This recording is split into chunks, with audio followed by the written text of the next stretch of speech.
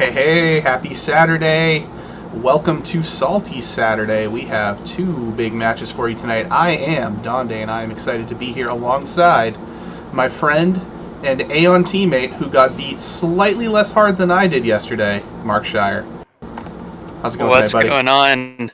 What's going on, Donde? I'm happy to be here. Yeah, as you alluded to, my luck in THL was not great yesterday. Lost both my Pro match and the Legacy match that I was subbing into, but I am excited for the two matches that we have tonight, so definitely looking forward to that. Yeah, we may not have won our Pro or Legacy match. Well, I mean, I didn't either, so, but we can still cast a Pro and Legacy match tonight. And that hopefully will in no way reflect on our skills as players, but our skills as casters, which can't be worse, right? Oh no, definitely not. And yeah, maybe we can learn a thing or two from these players tonight. Never know. Yeah, perhaps. Well, we're going to start with our pro match this evening. That's Solojazz of the Unknown versus Turtle of Bad to the Bone. Turtle is making their THL debut this evening, on stream no less, so that's exciting. And then later on we'll have he of the every stream apparently this week, RonMexico, and that's of the Stubbs is not a team, it's Stubbs. And then Dabs of Mrgl making a back-to-back appearance for Mrgl on stream here on Saturday 2 weeks in a row. So that one's coming later. That's a Legacy red match, or gold match rather, I apologize. But Pro is where we start. That is our open list format. These are both Conquest matches.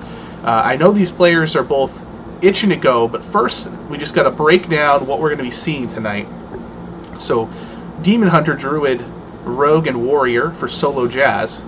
Druid, Priest, Rogue, and Warrior for Turtle. And I'm going to go ahead and pop those lists up on screen for you, so that way we can see them side by side.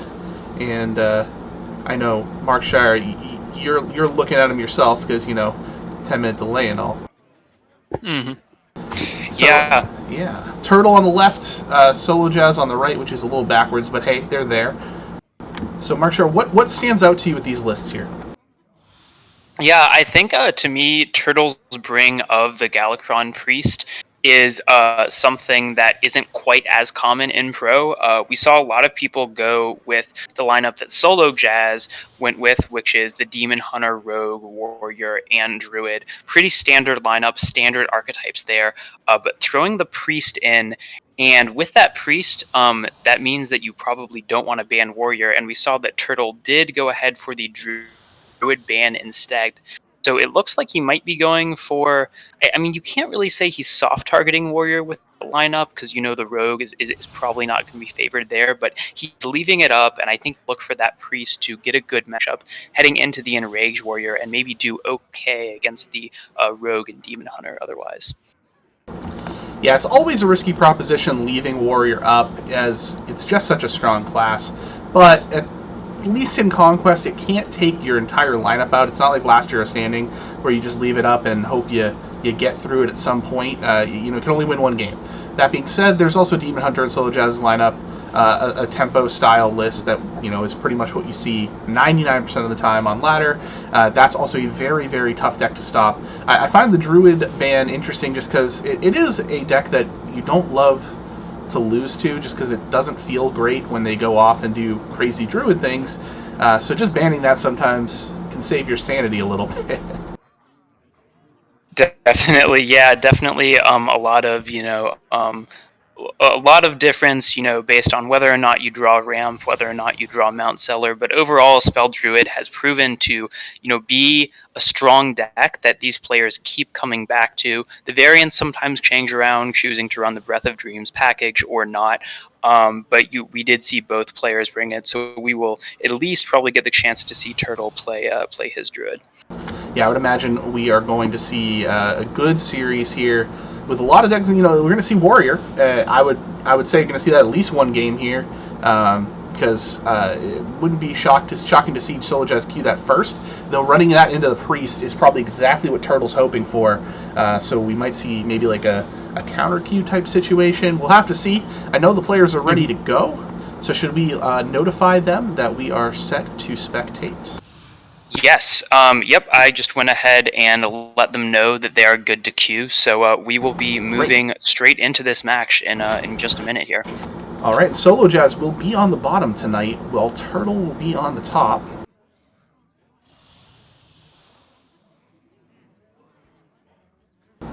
While we're waiting for them to get started here, just a quick note on the current state of Pro Series, which is Bad to the Bone and the Unknown are tied right now. Well, they're tied in points, 131 to 131, second place in Pro, with Bad to the Bone leading 6-5 in this series at the moment.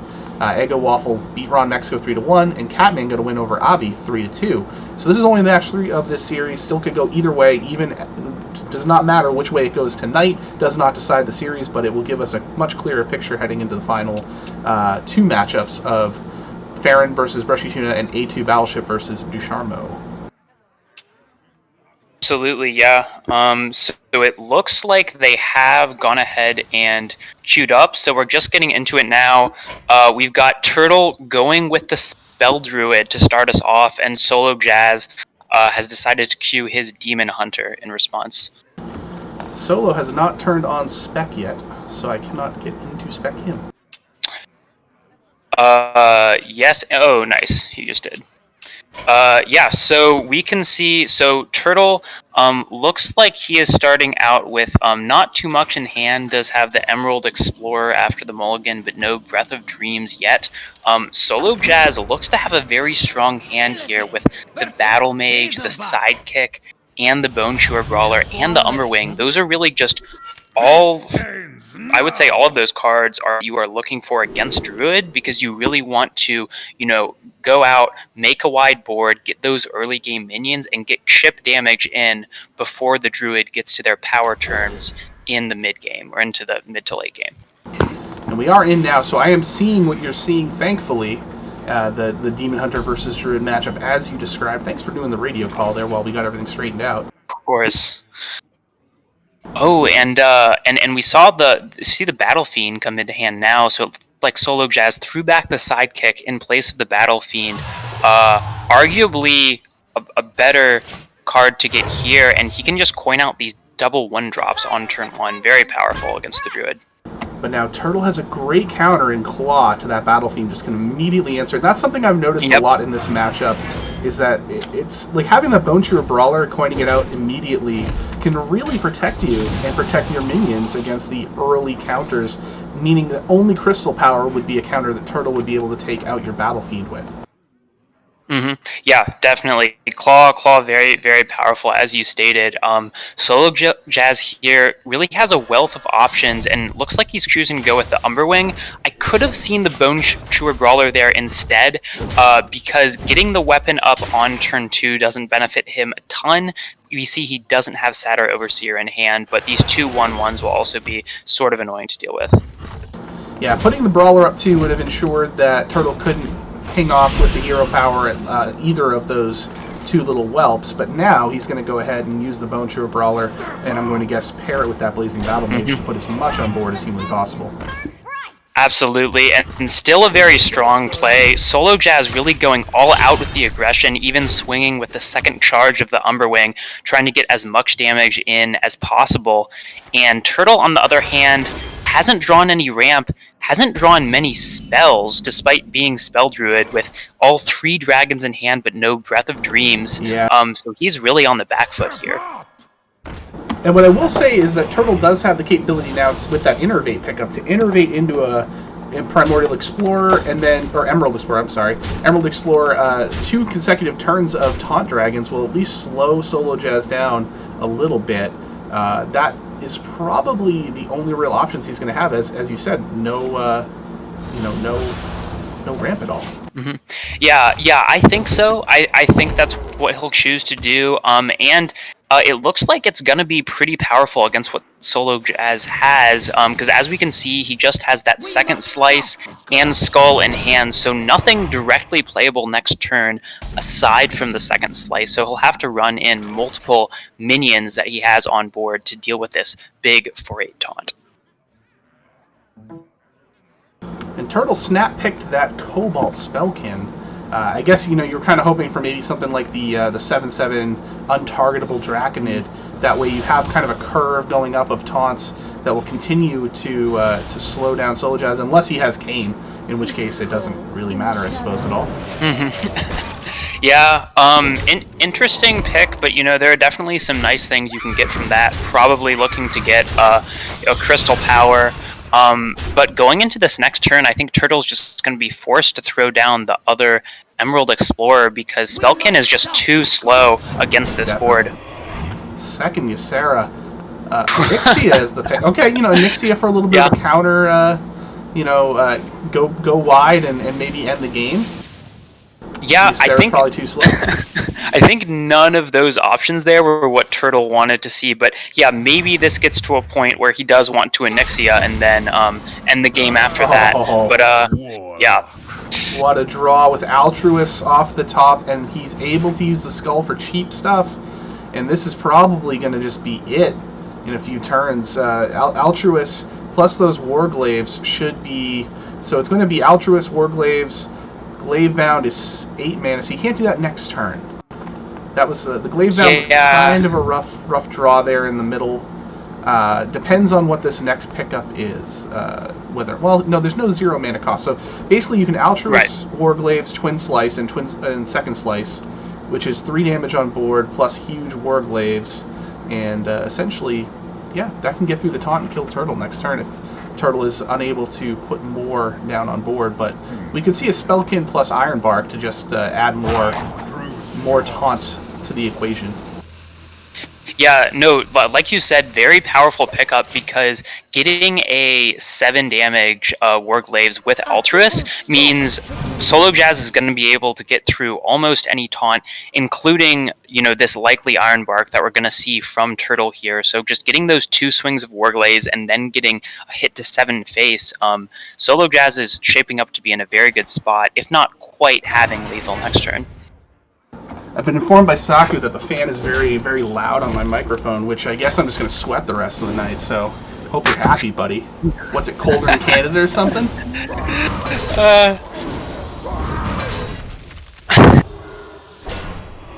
Yeah, and as we see Satyr come into hand for Solojazz, I still think this Altruist is just going to be his next play. It'll put his opponent, if my calculations are correct, that will just put Turtle to 1 health. And clear the board completely. Yeah, he's looking at, a 7 swing, a weapon that can swing for 7, plus 3, yeah, so 10, yeah, I think your math is correct. He would love to just weave in that hero power as well if he could. Yeah. But no, that is not possible with Second Slice going to drop back up to a 1-cost spell after it's used. Right. Wow, and choosing to go for the Satyr instead... and in this way, let's see, this isn't a full board clear, is it? Or no, it is a full board clear with the hero power. Yes. So, yeah. Okay, definitely makes sense. I see this play too. This gets a little bit more on the board, and you don't really need the extra damage from Altruist at this point. Yeah, I can definitely understand this. It's almost the same amount of damage, and with Glavebound Adept in hand, you don't even need really much of anything other than just to make sure that Turtle doesn't get over effectively like 7 health. Since you've got your weapon swing, hero power, and Glavebound Adept, should be more than enough. But this is going to just be a suicide by Satyr for Turtle, and it's going to be game 1 goes to Solojazz and the Tempo Demon Hunter. Yeah, very. I mean, and that's just kind of what you see when the Druid ends up not hitting that early Fungal Fortunes or Breath of Dreams or Overgrowth. Turtle had to play very reactively. He didn't really do anything of value until that turn 5 Innervate Emerald Explorer, but by that point, Solojazz had just so many early game minions. The chip damage she was able to get in was too much, and after Skull, it was very easy for him to close out the game. Yeah, it's already a favored matchup for the Demon Hunter, at least not overwhelming. It's been sliding a bit back towards the Druid as time has gone on. However, those Emerald Explorers are very, very good typically at getting you towards your late game stuff. But for Druid, the late game stuff, like you said, it wants to be turn 5, turn 6 when you've already ramped once or twice. If you go to a hard 7 mana instead, just by waiting 7 turns, it's usually too late, which is exactly what we saw there. Yep. Absolutely, and looks like these players are getting into their second game now, and Turtle has gone with the Priest, so we'll finally get to see that Priest in action. Again, not one that you see a ton in THL and Pro, but definitely a viable deck, and I think he's gotten the matchup that he wants here against Solojazzes and Rage Warrior. Yeah, the Warrior is absolutely what the Priest is trying to target. It's the best matchup for the Priest in the spread here, so this is great for Turtle. He'll be looking to equalize the series, and if the Priest can't get it done here against this Warrior, then I don't know where it gets the job done, but it's definitely favored here. Yeah, now I think it's interesting to note that Solojazz is sort of running a hybrid list between a Rage Warrior and Bomb Warrior, because he does have 2 Wrench Calibers and a Blastmaster Boom, but is also running cards like Injured Trollvier and Rampage, and, you know, as we can see in hand, Wormhole Challenger. So it's going to be interesting to see how it does in this particular matchup. Yeah, it's a little bit more bursty, which does, I think, help it in the Priest matchup, because Priest can just sustain for so long. Especially with, obviously, the Healing Hero power, Galakron, and Apotheosis, too. If that's well-timed, it can really, really extend the game for Priest. But right now, Solojazz's hand is just very slow. Yeah, not really what you want to see. He can get down this Injured Trollvier, but then doesn't have a ton of follow-up aside from just... oh, no, sorry. So he's just going to play the Wormhole Challenger instead because he's on 3 mana. But again, not a ton of follow-up in terms of Inner Rage or maybe Rampage, so it isn't doing much on this board. Not a bad Mind Flayer Karj target. It is very, very sticky now, as even after it dies, it'll become a 1/10. But that's mostly just to get something on board there and to be able to combat anything that Solojazz will want to do from here. Because even if Wrench Caliber's hitting to that card, you still have a minion at the very least. Mm-hmm. Yeah, definitely. And we can't discount the value of just having a minion on board for the Priest side. I'm double checking the list here, but yeah, so Turtle is running 2 Apotheosis. So, you know, that Wormhole Challenger, assuming that, you know, that's going to get procced if this 3/3 is going to die soon, if he were to pick up Apotheosis, that would be a very strong play, and, you know, turn that Wormhole Challenger into a threat that's very difficult for Solojazz to remove. Yeah, big minions is not something this deck deals with. By big, I mean high health total, I should say. Mm-hmm. It's not something that the Warrior tends to deal with very well outside of something like Brawl or Bladestorm. Bladestorm almost like a target for 1 minion on the board. But right now, there's ways to play around it. I actually didn't even see it. Is Bladestorm in this list? I don't think it's in the hybrid list. It's not. Yeah, he's not running Bladestorm, not running Brawl, but I think that does actually lend itself pretty well towards dealing with Priest, because I think if as the Warrior you're behind on board against Priest, you're probably losing anyways, and you don't want just those cards that are board clears to be stuck in hand. With Solojazz's list, he has the bombs and the Dr. Boom, or the 7-drop, like Bomb Warrior has, but also has cards like Rampage and a little bit more early game that can help pressure. So I think his particular list should be pretty suited, aside from other Warriors, against the Priest.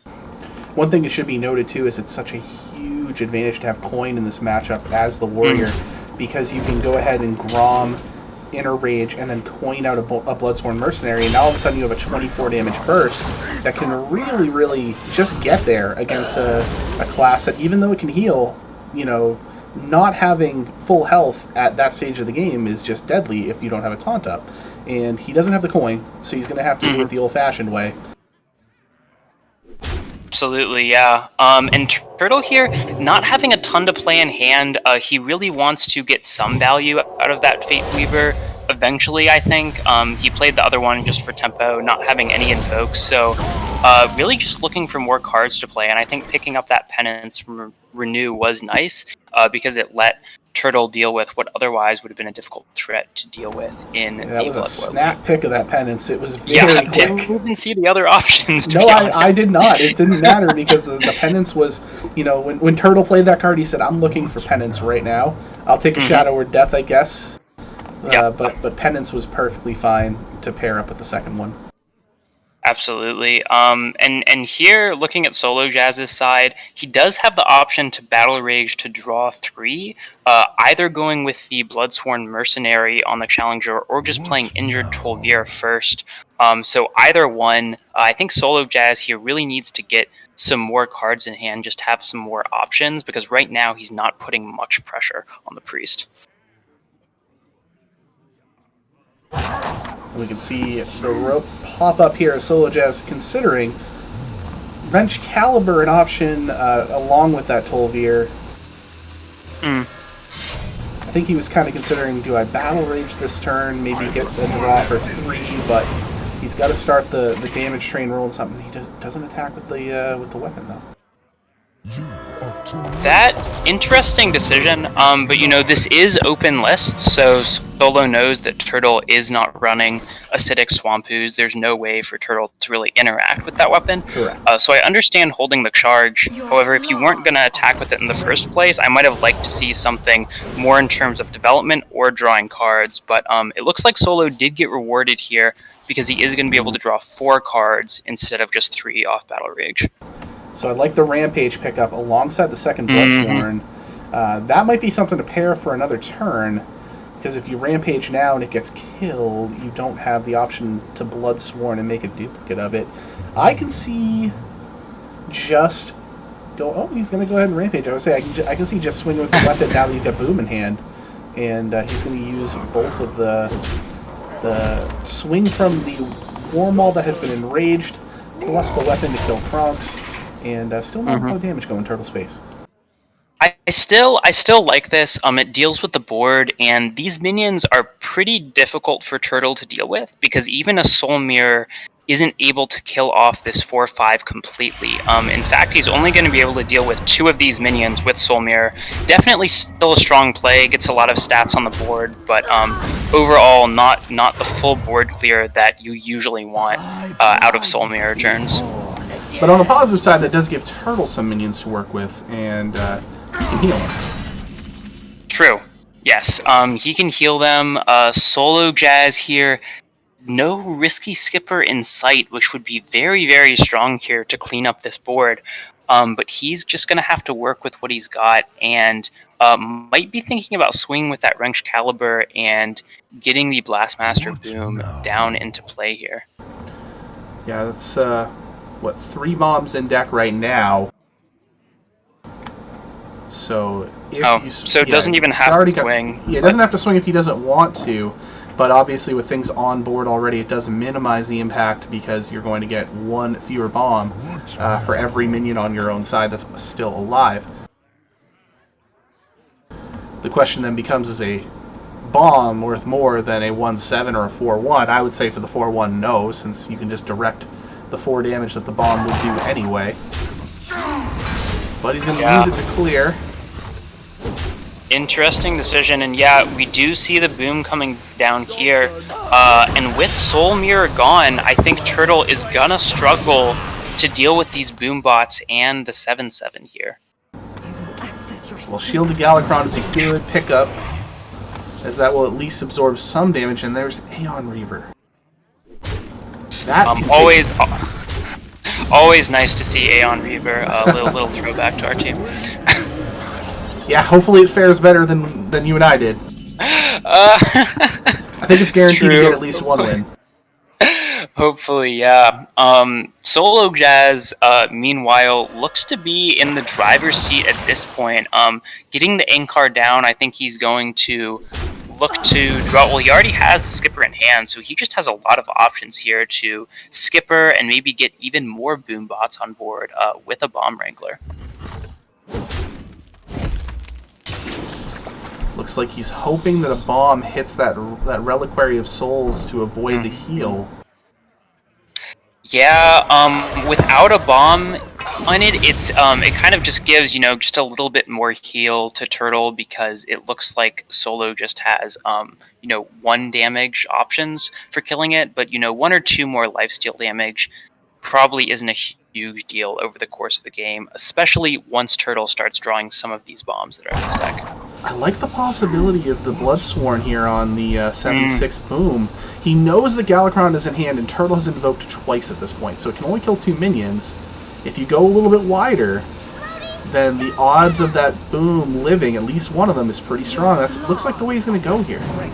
Yeah, I like this a lot, especially having already seen Soul Mirror. Turtle is really going to struggle to deal with any one of these because, Solojazz saw Turtle didn't have a Time Rip or a Shadow or Death last turn, so he doesn't really have any way to deal with both 7/6s.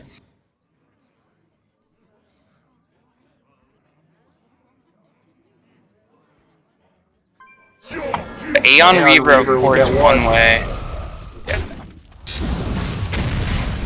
That poor bomb hit the wrong target and not for very much.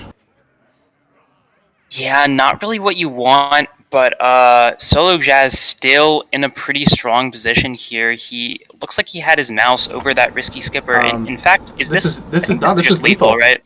This is absolutely lethal. Yep, risky skipper plus Grom is 10. And then 7, 9, 11, 12 on board. That plus the weapon swing is overkill. Even a little overkill, yeah. Yeah, Solojazz just doing that math a few times. You can never be too sure. Yep. Of course. I guess we call that a little foreshadowing because we talked about the Grom combo, the Grombo, if you will. And that was obviously with only 1 Grom, but still enough to burst down this Priest. And that's an upset victory in this matchup here. I think that was one of the harder matchups that Solo had to deal with over the course of this match, and he got that one out of the way. Now he only needs to get a win with his Stealth Rogue to finish this match and get the win for the Unknown. Yeah, this is a pretty commanding spot now for Solojazz. As you mentioned, Rogue is it. So it's up to Turtle to decide what he or she would like to play against the Rogue for Solojazz. Yeah, I'm not too familiar with the Rogue Priest matchup, although I would kind of assume that's slightly Rogue favored, but I could be wrong about that. The Spell Druid from Turtle is definitely going to be favored against the Rogue, but Solojazz does have a single Waste Warden teched in, which could be very useful. Yes, I was on the receiving end of that one in my Legacy match, but I think anyone who's played with it knows how powerful it can be. And we are going to see that matchup now with Turtle queuing up the Druid. Breath of Dreams into the opening hand. That's already a better setup than Turtle had last time we saw the Druid. Meanwhile, for Solojazz, Spy Mistress is the card you want on 1. It is pingable, obviously with Moonfire, once it becomes unstealth, or even Hero Power. However, in the meantime, it will do damage. Even if Turtle wants to use his own face to take it off the board, that's still 6 damage a 1-drop will do to you over 2 turns. Yep. Definitely what you're looking for, and even without a good amount of face damage in, it can also potentially combo with Greyheart Sage. We don't see that in hand for Solojazz yet, but we do see the Skybateer, so Solo is probably going to feel pretty safe to go ahead and maybe attack with this 3/1 because he knows he'll have a stealth minion in case he draws Greyheart Sage. Flick is a very, very key card. It is just like Waste Warden in this matchup, except it can target the Mount Seller if you would like instead. So it does have the capability of shutting down so many options that the Druid has. And we see Turtle just opt to use Breath of Dreams, no Dragon in hand, but it pays off as he picks up an Overgrowth. Yeah, rough to use Breath of Dreams when you can't get the ramp on turn 2, but I think it was fine, and that Overgrowth is going to be very powerful. Turtle just really needs to draw something that he can actually ramp into, either a Mount Seller or maybe a Glowfly to actually get something on the board, because, he can't just keep holding spells and ramping forever. He eventually needs to draw some of his threats. Yeah, I think we're going to probably, barring any other pickup here, see the coin into the Overgrowth next turn. Unless a dragon is picked up, then I can see a Breath being played. But nope, there's a second Overgrowth. And it is double ramp 20. Oh man, Turtle drawing all the spells, and yeah, he really just needs the Mount Seller or the Glowfly here to capitalize. Either one, and I would say he's in a strong spot. Solo, on the other hand, here, left with kind of an awkward play unless he wants to backstab his own Skyvateer to get a win on the board. Could double backstab and upgrade your 3-1 to a 6-6? Definitely not bad. I think in this spot I might just use the single backstab because, especially with Flick in hand, backstab probably isn't getting a ton of value in this matchup. But it feels pretty bad to just hit face and hero power and not get that Edwin on board. Yeah, I think it's not. I think you're right that at least the backstab has to go to the Skyvateer. I can see the argument either way for the backstab on the 3-1.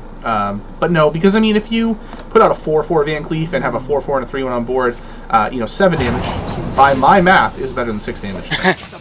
Yeah, I would say that, and then you also haven't seen Turtle try to deal with it, so presumably he doesn't have Moonfire in hand. The only way he has to deal with it would be hero powering it, and I think you're pretty happy to see that. But now we can see Turtle is going to go with the Crystal Power and comboing that with the 6 Glowflies. Oh my god.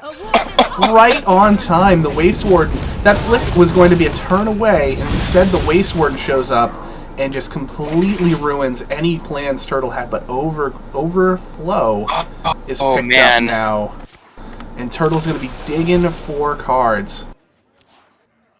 Is rough, especially coming off of a top deck. We talked about it before this game, how powerful that card was, but Turtle isn't in the worst possible spot here. He can Glowfly again, but then Solojazz just has the Flick. He picked up the Emerald Explorer, so he does have an option to play just an actual minion next turn. And we saw that he just got rid of a Moonfire to make sure that his hand was not going to overdraw on the next turn. So he does have another Overflow too. I think he can be a little bit more loose with the cards in his hand at this point. I think you have to be to try and combat this board. But like you said, Flick is just going to shut down any plans that he might have. And I think now that you see that double Savage Roar with the second one being picked up here, it's very tempting to Glowfly Swarm, and that's what he's going to do. And the bad news is going to be delivered very quickly next turn. And I think, though, we have caster vision. We can see that Solojazz has the Flick. If I'm in Turtle's position, I think I would make this exact same play because you actually have the chance to end the game or at least clear the board next turn with the both Savage Roars. But Flick is just, I think, going to lock it up. This isn't quite lethal this turn, but yeah, Turtle just knows he has no chance in this game after Flick, and he'll just concede. That's it, yeah. That was quite the fast series, and I agree completely that Turtle really didn't have any other choice there. But Solojazz had the rogue dream when it comes to that matchup. You don't want Waste Warden in your hand because it's a 5-drop that doesn't do anything and that doesn't play at all into a rogue's game plan. But you absolutely want that on the turn after the Glowfly Swarm comes down, and it just could not have been better timing for Solojazz. Yep, absolutely, and one of the reasons, because statistically this is a favored matchup for Turtle there, the Druid is favored against the Rogue, I think one of the big reasons for that is because without Waste Warden and without Flick, the Rogue really struggles to deal with Glowfly Swarm. They don't have any natural AoE in their deck. Yes, they have the minions they have on board, and backstabs and seal fates, but usually the Rogue can only deal with a couple of those Glowflies at a time, and the Druid is able to get a full board down and then leverage that into either clearing the board or getting a quick counterpunch for lethal the next turn after they play it. But just drawing both of those cards completely destroys the Druid's game plan against Rogue. Yeah, I think Turtle did everything they could.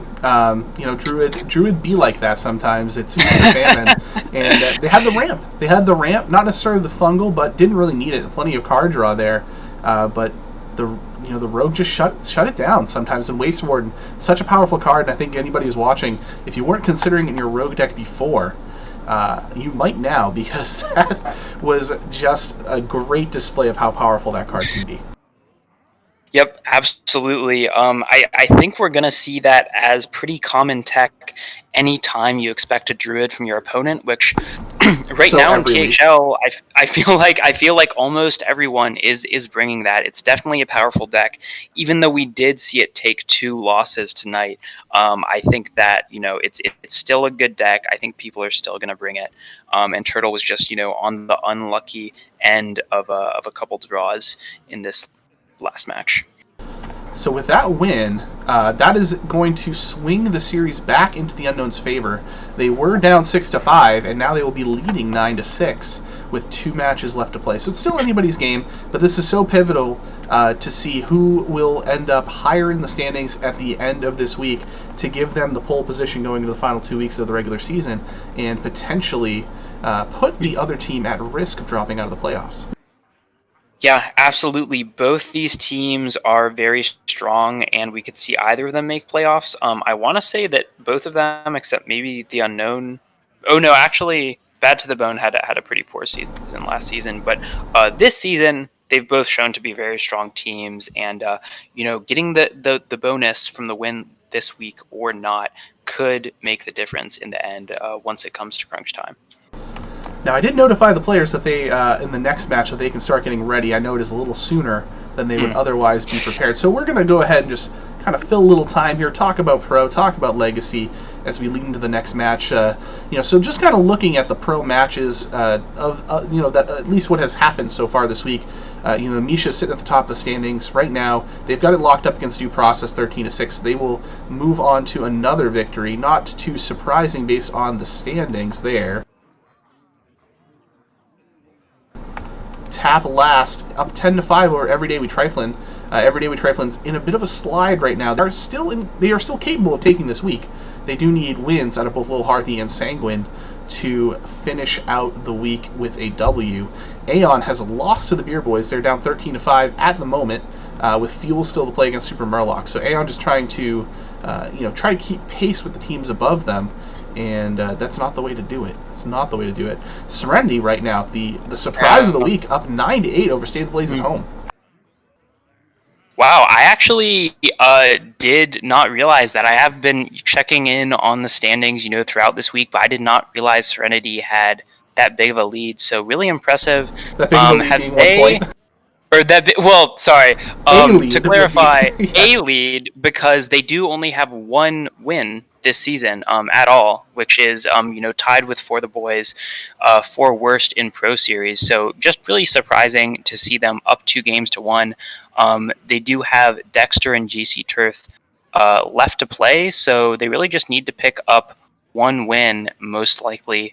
Yeah. On either of those matches, and they will get another win under their belts. And it should be noted, congrats to Dorkvader on his first win of the season over Corridon, and congratulations to Boolean for taking out Heatshock. Heatshock now 8-1 on the season. That was back up in the Misha's game.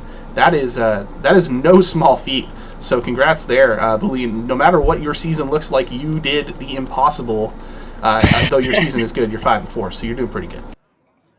Yeah, I think that you could probably have made the argument, even now, make the argument that Heatshock is the best player in THL, just looking at how well he's done across multiple series.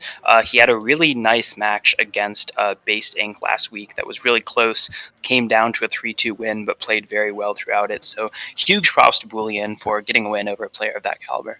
Speaking of Based and her team For the Boys, who you mentioned, they're getting their second win of the season as they're up 13-6 over F2L with only Diamond Rescue Abbott left to play. So For the Boys locked in to a W there. Big sweep for Smork over Z-Moose. Based got a win as well. Berserk lost to Dabs. So the only win for F2L this week has been Rebobson. And F2L is going to fall to 2-6-1 on the season. And I guess, teams that have been struggling this season, they were right around each other in points, even though For the Boys had 1 fewer win. Not a surprising result, but still, gotta feel good if you're For the Boys to get this W. Yeah, very nice for them. Mentioned that was the only other team that only had 1 win on the season, so really nice for them, and just continuing to see the slide from F2L. It seems that Snake and Itachi have just permanently taken absences from the team as Z-Moose's Rescue Wabbit, and I think they've had one or two other people sub in for those two players every couple weeks. Looks like they've taken up as basically permanent replacements for the team. Yeah. So it's nice to see some fresh names in there, because at this point F2L is unfortunately out of playoff contention. Yeah, that was something we touched on Hearth Center earlier this week. Wednesday nights, by the way, 9 p.m. Eastern. Please feel free to tune in if you haven't. That was talking about kind of getting some players into the flow, into THL as a whole. If your team's out of it, I can understand.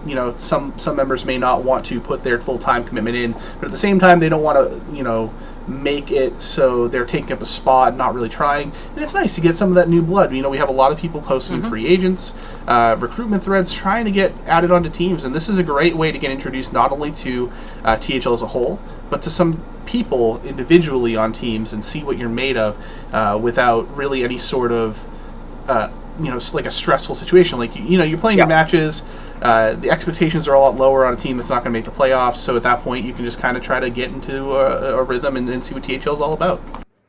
Absolutely, yeah. It's really nice to see. I think this season, more than the ones in the past, I feel like we've had a fairly steady influx of just maybe 1 or 2 times a week we get someone joining the Discord who then makes the effort to make a post in free agents talking about looking for a team. So it's really good to get some of these new players in and just get some reps in, like you said, sort of a lower stress situation, but still a situation where they're playing THL matches and they can get familiar with the teams, get familiar with some of the players, and get more accustomed to the series.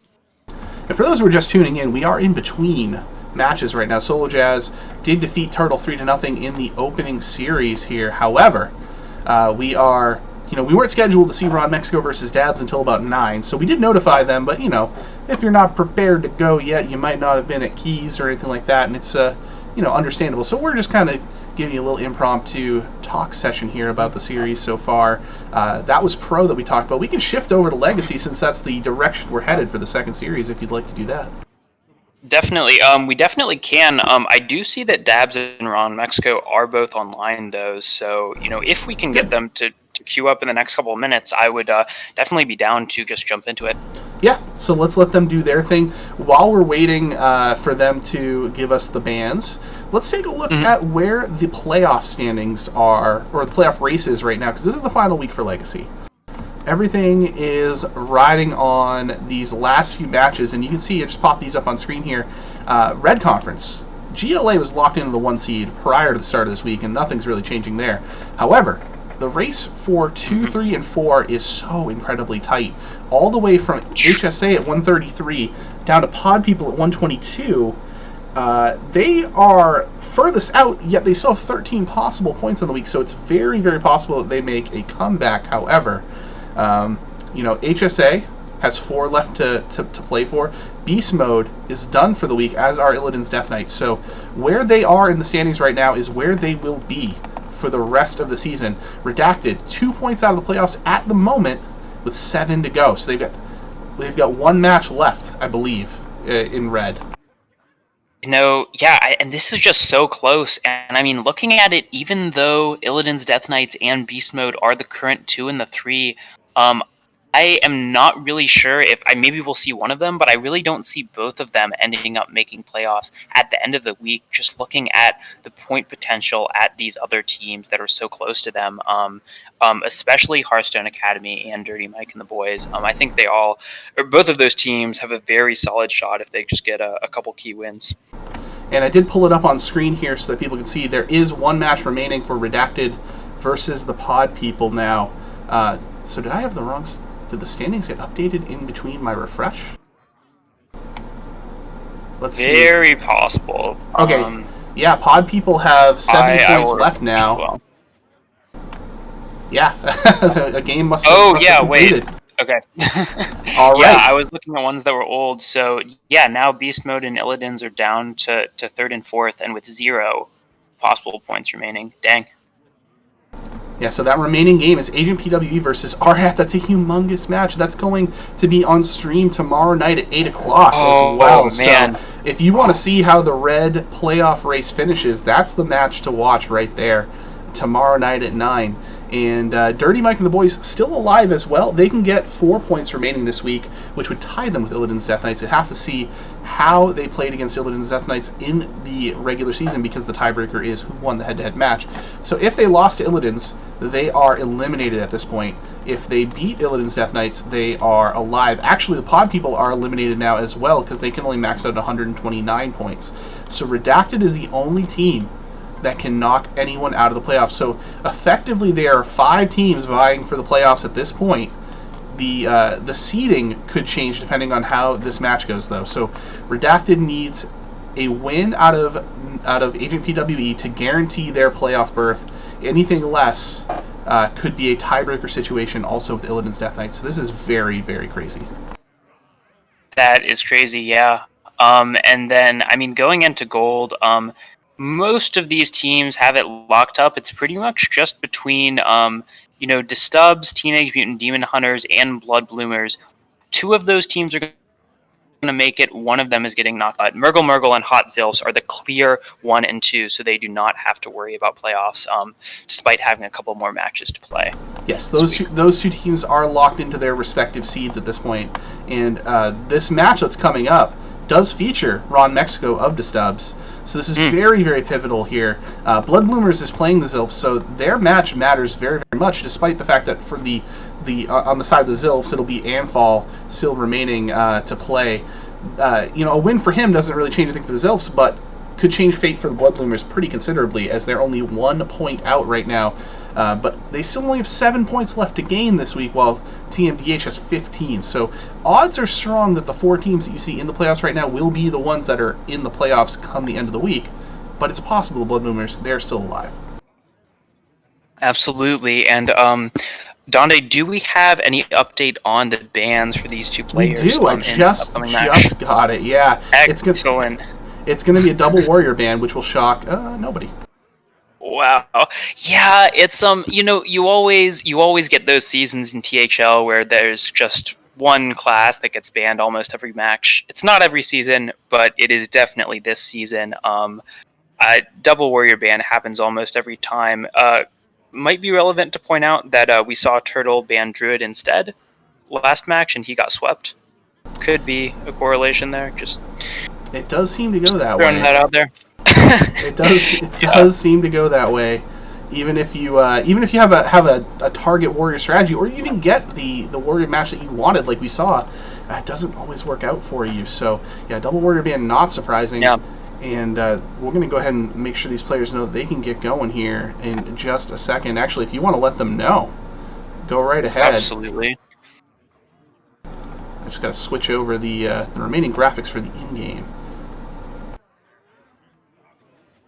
Absolutely. I will go ahead and tell the players, and with the double warrior ban, we're going to have RonMexico on Demon Hunter, Hunter, and Rogue, and Dabs on Demon Hunter, Druid, and Warlock.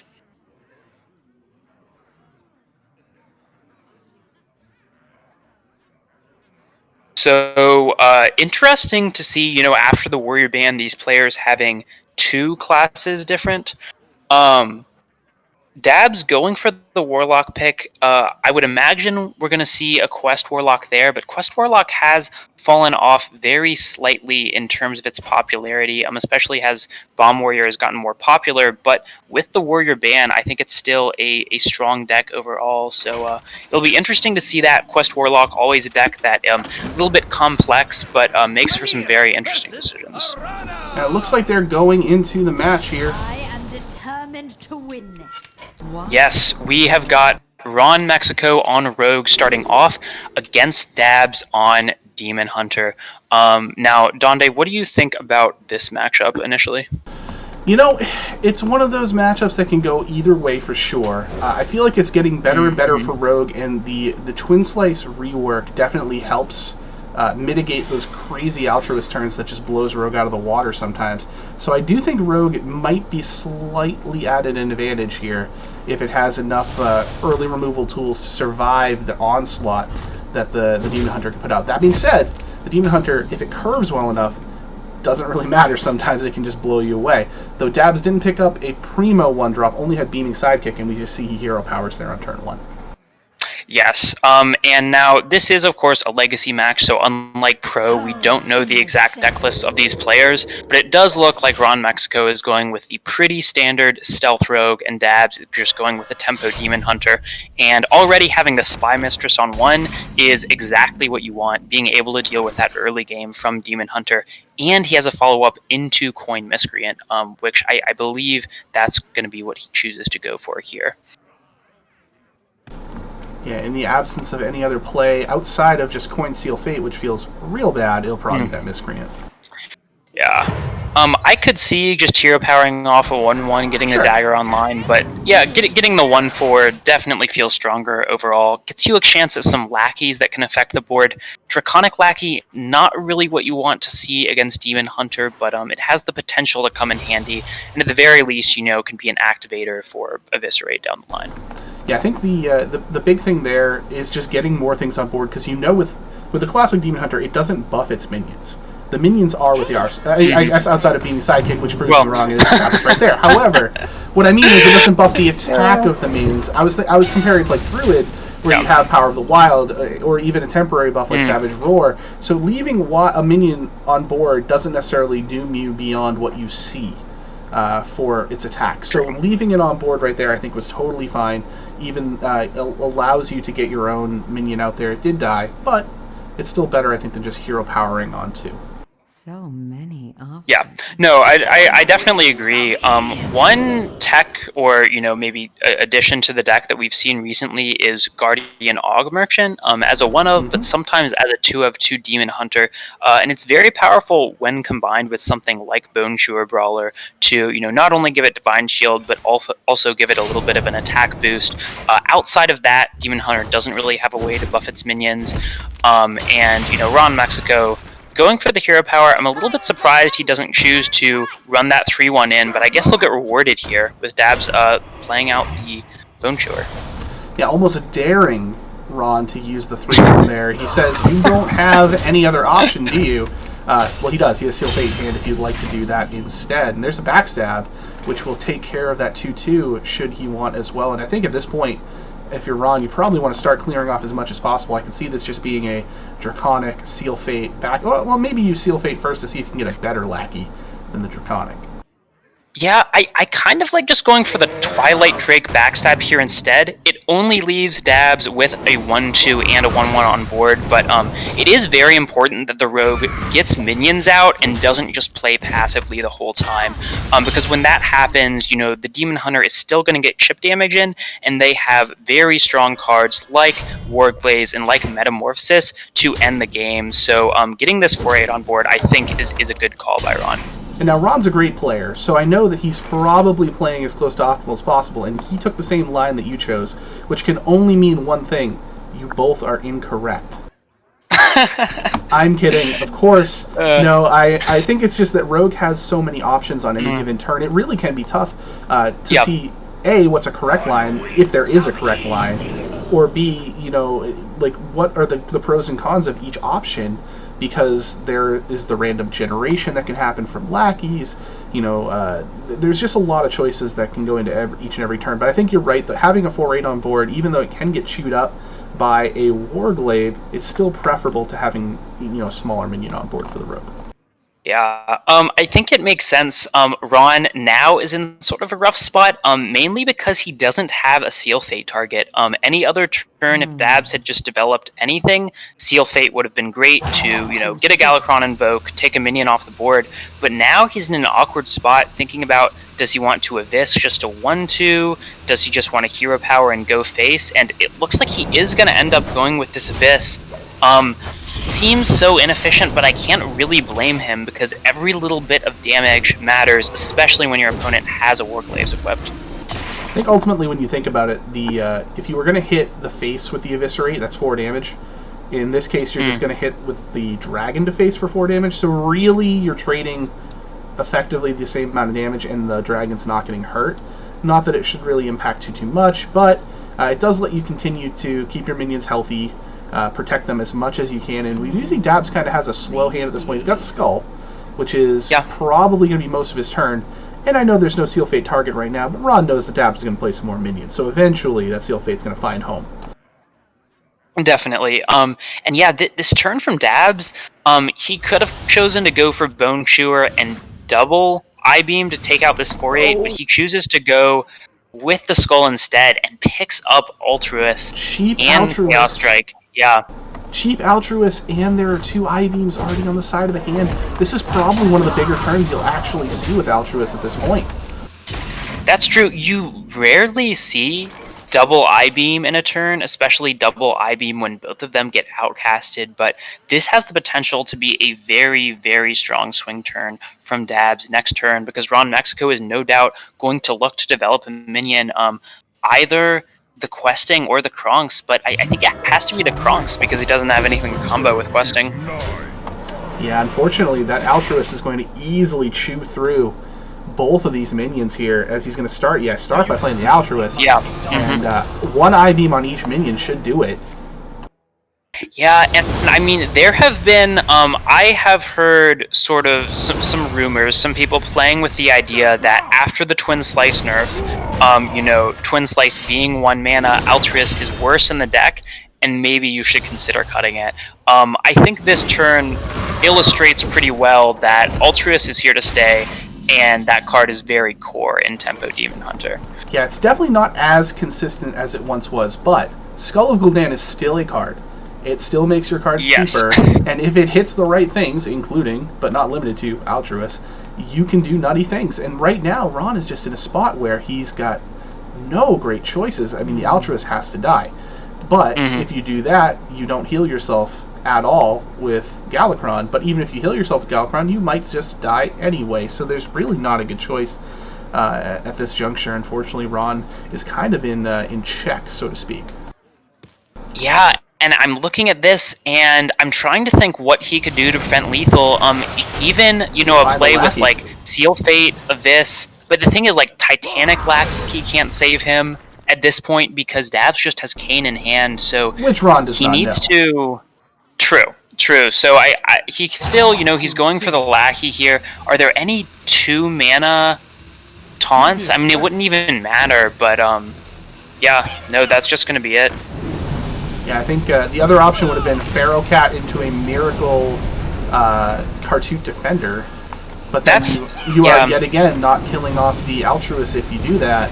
So, and then Twin Slice shows up anyway, because that would have been more than enough to get through anything that Ron would have been able to throw out there. So yeah, that's game 1 to Dabs and Demon Hunter. Yeah, and I'm thinking from Ron's perspective, maybe the line there could be Pharaoh Cat first. If you get Kartut, you can play it. If you get Bone Wraith, you can Bone Wraith and then Abyss the Altruist. And of course, he still would have died to the Kane, but you have to assume that your opponent doesn't have Kane in that situation. But I mean, either way, it's still a very small chance that you a taunt on Pharaoh Cat. Dabs was just in such an overwhelmingly strong position. And we're going to see the flip as RonMexico moves to Demon Hunter, and Dabs has Druid. So we saw this matchup in the first series, and Demon Hunter was very strong. Yeah, so yeah, another chance to see the Demon Hunter and the Druid, which hasn't performed so hot tonight. RonMexico does look to have, like, the hand that you want. I'm a little surprised to see him keep the Warglaves, but when you have Battle Mage and Battle Fiend, that's really what you're looking for in terms of the early game. So I can see keeping Warglaves as a potential answer to Glowfly down the line. Now, I like the fact that he's got the Fungal Fortune. He's got 2 Fungal Fortunes in hand, so he's going to be able to build a big Glowfly, but will it be fast enough to stop Ron's early game here? And we'll see what does it draw, what does it discard. Yeah, 3 draws, looks like that's nice. That's what you want to see as Dabs. We do see the Wild Growth in hand, so it looks like Dabs is not running the Breath of Dreams Emerald Explorer version of the deck.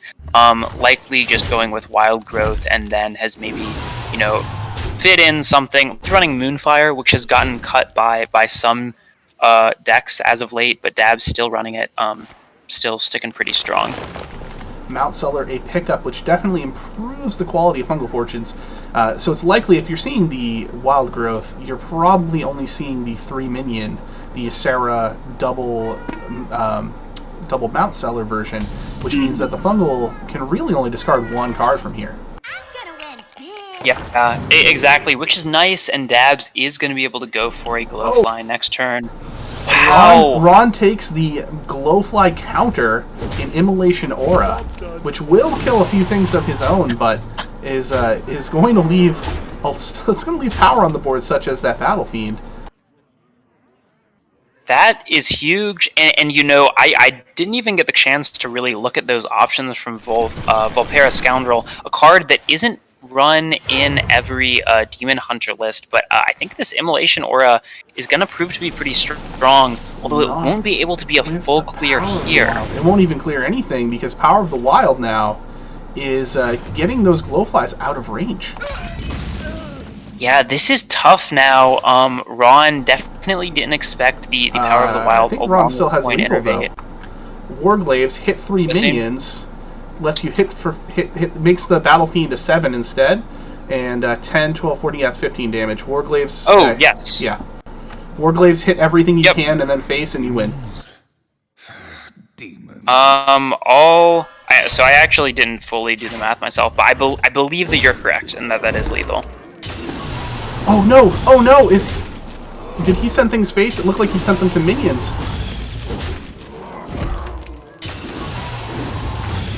Did we miscount? Nope. No, he figured it out. We definitely didn't miscount. He Okay, we're good. The arrows misled me to thinking that he was hitting minions with the minions, and I was like, well, that is just not a good idea. But, but yeah, no, he is all set. He figured it out. He's a good player. Nice. Ron showing how he is a strong player, and that Warglaives keep something that I initially questioned. He showed how good it is to keep Warglaives when you have Battle Fiend on the board too. He got that Battle Fiend down with the sidekick on turn 2, and it never died the entire game. Ended up swinging for what, 7, 8 attack to end the game. On the last one, yep. Yeah, just very powerful. So real heads up play by Ron in the mulligan to clutch that one out. Yeah, Demon Hunter Stone is over. Both of those have won now, and we are on to the OG9 as it is, with Hunter here versus Warlock.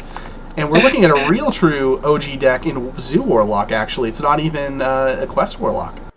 Yeah, Zoo, you know, after the Scrap Imp nerf, Zoo essentially vanished from existence. I really don't play against it on ladder anymore, but I do like the bring from Dabs, because if you look at what RonMexico has, Demon Hunter, Hunter, and Rogue, Quest Warlock doesn't match up that great against either of those classes. I think the Zoo is overall going to be a better pick. Yeah, and definitely against this Highlander Hunter here, just being able to go wide with a lot of cheap minions early can be very important. Dabs does have the Imprisoned Scrap Imp that you mentioned, nerfed, but still strong if it can hit a bunch of things in hand. You'll notice that Dabs has Hand of Gul'dan already there, so if he's able to get rid of that and still, you know, have a decent amount of cards in hand for that Imprisoned Scrap Imp, it could just get out of control real fast, but he needs a way to discard that Hand of Gul'dan. Yeah, absolutely. Very strong combo. I do like Dabs not going for Scrap Imp on 2, even though it is always very tempting, but instead opting to clear the board, and just going wide is so strong against Highlander Hunter. We see RonMexico forced to just Corrosive Breath on 2, doesn't even get the 3 damage to face, and still Dabs has multiple minions on board that he is currently unable to deal with. I'm noticing that for some reason my cat hit the mouse and it transferred the screen back over. Huh. Well. So I think people missed a turn or two there. I apologize for that. It should not have been very long. He hit the mouse and I was trying to move him off of it, and I think I clicked a button. Well, that's looks like we're back to the game though. So yes, we are. That's good. And double Scrap Imp for Dabs. Pretty powerful, although still with that Hand of Gul'dan in hand and no way to proc it yet. But gonna be very good in a couple turns once he gets the full value from it. So first imp goes off, it hits a few minions as you mentioned there, and now Dabs looking to try to find a way to continue to push the issue. Ron's hand pretty heavy. I know he's going into the later turns here for Highlander Hunter, and he's got Baran, which is great, but that's not really going to cut it against the Warlock, I believe. He's going to need to find ways to keep this board clear. Yeah, I'm just, I'm looking at this. Dabs is going to be able to clear the board with Magic Carpet and get a good amount of power down as well. And with a full board clear, RonMexico doesn't have much to do with Faceless Corruptor. He doesn't have a minion to pair it with, so he's just going to have to play a board core with Rush, which, at best, maybe he combos it with the weapon hit to clear off the Magic Carpet, but still not what you want to be doing as the Hunter here. Yeah, I think he was probably hoping that Og Merchant stayed alive, and then he would be able to pair that with the Faceless Corruptor, as you mentioned. But instead, the draw of the Tiamat means that really there's no other option than to just take out what you can. And one thing of note here is that both of these Scrap Imps are demons, so the Waste Warden can actually take both of those out on the next turn. Mm-hmm. Yeah, Waste definitely in there as good tech with Druid in mind from RonMexico, and most of these minions from the zoo just have no text, but at least with the Scrap Imp, we could see the Waste Warden come down next turn and be able to kill two birds with one stone, because aside from that, I don't think it's getting much value in this matchup. No, I mean, there are other, like Voidwalker would be a card that could potentially be in this deck, and that would hit it as well, being a demon, but right now Waste Warden is no doubter play, and Ron's got Tiamat for next turn, so he's definitely looking to stabilize here, which is possible. There's the Voidwalker, as we talked about, but double-handed Gul'dan for Dabs is not great. You'd really like to find a way to discard those cleanly. It's really, Hand of Gul'dan, very strong card, and it's not that bad, just a 6 mana draw 3, but really where the zoo deck shines is when it can discard it and draw for much cheaper. And Dabs, doesn't even want to play it here, would rather go for Draconic Lackey and just try to get as much power on the board as possible to try to end this game quickly. Prison Face Maw picked up. I don't see that being the play right now. It probably still has to be a Tiamat. Let's see. I think you're probably going to take up the Voidwalker, obviously, here, and the 4-3 as well. Just that way you leave the Tiamat on board. Nope, he's going to go ahead and take up the 5-4 for maximum clearage. I mean, I guess at this point you are low on health, and it probably needs to be the case, even though, you want a value trade. I don't think it's a bad decision to go ahead and take as much damage off board as possible. But Dabs picks up kind of a weak draw there with the Og Merchant, but it's a lot better now that he's got a Magic Carpet. Wow, yeah, and continuing to do it, Dabs just keeps getting forced into these situations where he has a decent hand, but not a great one, but he doesn't feel comfortable paying 6 mana to just draw cards and not develop on the board, and I don't blame him. He's very close to winning this game, and I think he needs to be as aggressive as possible to close it out. Never feels good to trade with your crush, but that's the only way that Dabs will not kill you, guaranteed, on this turn. And he's going to go ahead and... Yep, there's the Soulfire. Yep, yeah, was going to say Dabs only needed 3 damage to end the game, and yeah, finally going for the Hand of Gul'dan, gets the Soulfire to end it. Go up 2-0. Zoo is apparently still good, at least in that matchup there.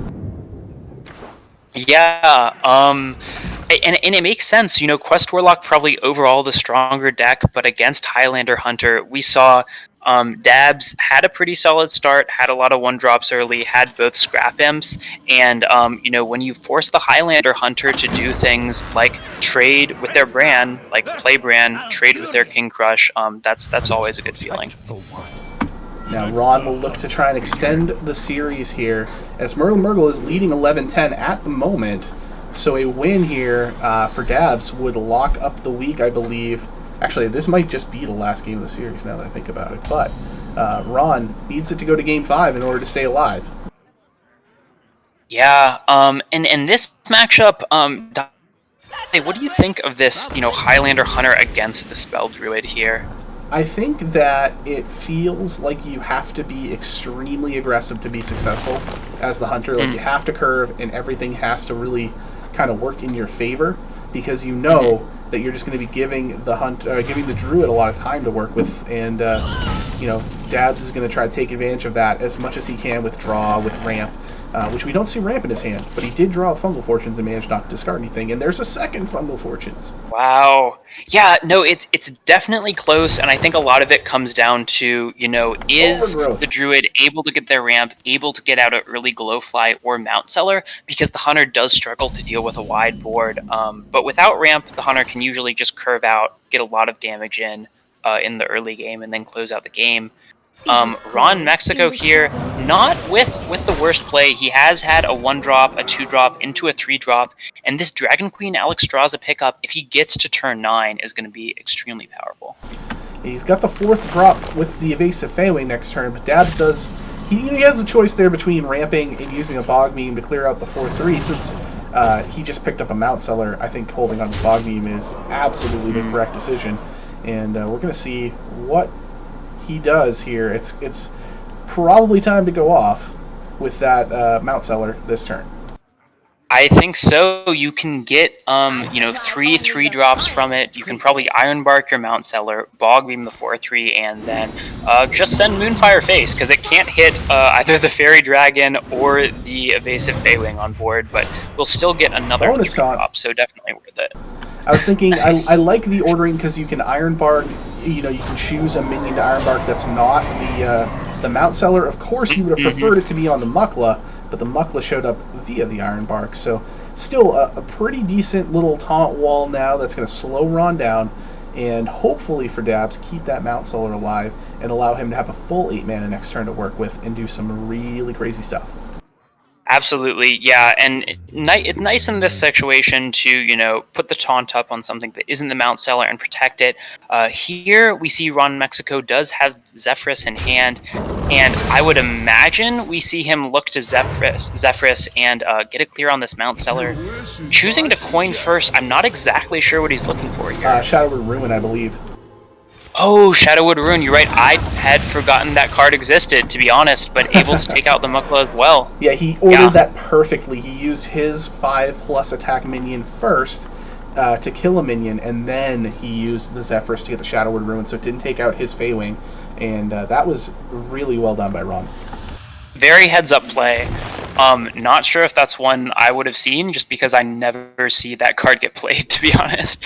But yeah, very heads-up from Ron. Of course, using the Zeph now means he had to play it. He had to deal with the Mount Seller, but now he has no good way to deal with this Glowfly Swarm. Yeah, this is the conundrum for Highlander Hunter. You don't have a whole lot that goes wide. Rottnest Drake, that'll take care of, one of the 2. A single 2/2. Oh, it's Waste oh Warden! my god! The tracking into Waste Warden in every deck, I love it. Waste Warden has made its mark on our matches tonight. In our first match in Pro, Solojazz top decking it, and then RonMexico with the tracking the Waste Warden. That just saved the game for him. Without that, he certainly would have lost. Ow! And I think Dabs is probably sitting there thinking, do I wait a turn, use the Glowfly in Soul of the Forest, because that is Waste Warden protection, or do I just bank on the fact that Ron doesn't have it? And he was correct. Ron didn't have it, but he pulled it out of nowhere with the tracking. And we do see a overflow. That's just absolutely crazy, and now Ron is back in this game. The overflow doesn't pick up that much for Dabs here, and Ron, he has some pretty powerful cards in hand, and I think we'll pretty safely get to that turn 9 Alexstrasza turn. The chat is just now getting to the part where you can't see anything. I assure them that it is going to be fixed. As I blamed the cat 10 minutes ago, it is still the cat's fault. He is still sitting on the mouse pad at the moment. I swear. I can take a picture of it right now for posterity. Wow, Dabs with the second Glowfly, and it's kind of crazy how much of his deck he's drawn, down to only 7 cards left in deck. As the Highlander Hunter, I think it's usually difficult to deal with, one Mount Seller and then into a Glowfly the next turn. Ron was able to deal with both of those, but he's going to have some trouble getting through this Glowfly plus Soul of the Forest. Yeah, this is now an even tougher spot than before. And at this point, with Dabs having drawn so many cards in deck, I'm not sure if you can assume that he doesn't have at least one Savage Roar. So, I wonder if Ron tries to go for just like an Animal Companion plus Faceless play, or if he just says, my best way to win is just going face, Bran, hit face, and then if my opponent doesn't have a way to buff the board, then maybe I can get the win. Quickly. Yeah, I think those are some really high pie in the sky ideas there, because not having any buff spells with 23 cards drawn is highly unlikely. But I think Ron knows that. He just doesn't want to accept it. Right. I think this is probably the right line, but that second Power of the Wild, I think this is just lethal for Dabs. It absolutely is. Those are going to be 6 damage minions. That's 30 damage just from the minions. Oh man, just Dabs, hitting the ramp and just getting so many threats after one another, even though Ron, I think, had a pretty good start to this game, curved out pretty well, but it's just going to be too much. Dabs is going to take the game and the series. Yeah, that is a Druid game if I've ever seen one right there. Yeah, only that first win that Druid got tonight at the end of this match, we saw Druid go 1-3, but yeah, was able to clutch it out there for Dabs to get the win. Definitely very well played from both players tonight. Well, that was not only an entertaining pair of series to watch, but a quick pair of series. Even though they went 7 total games, that only took about 100 minutes compared to the average 2 hours that we usually go. So Markshire, I know that we can get Dabs in here for an interview if you would like to stick around for that for a few minutes. We absolutely can. I am going to have to go ahead and run and get my charger, so I'll be AFK for a minute, but go ahead and feel free to bring Dabs in here.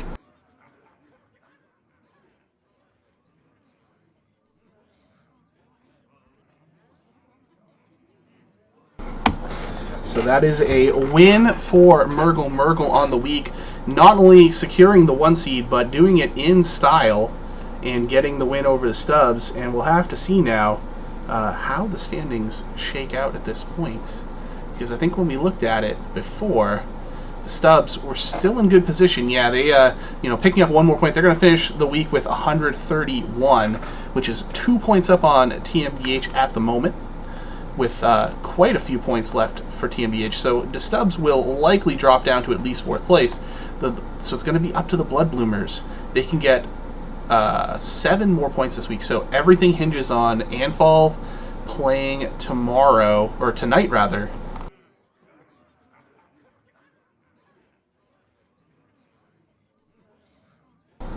Trying to get Dabs. Oh, he ran outside with his dog real quick.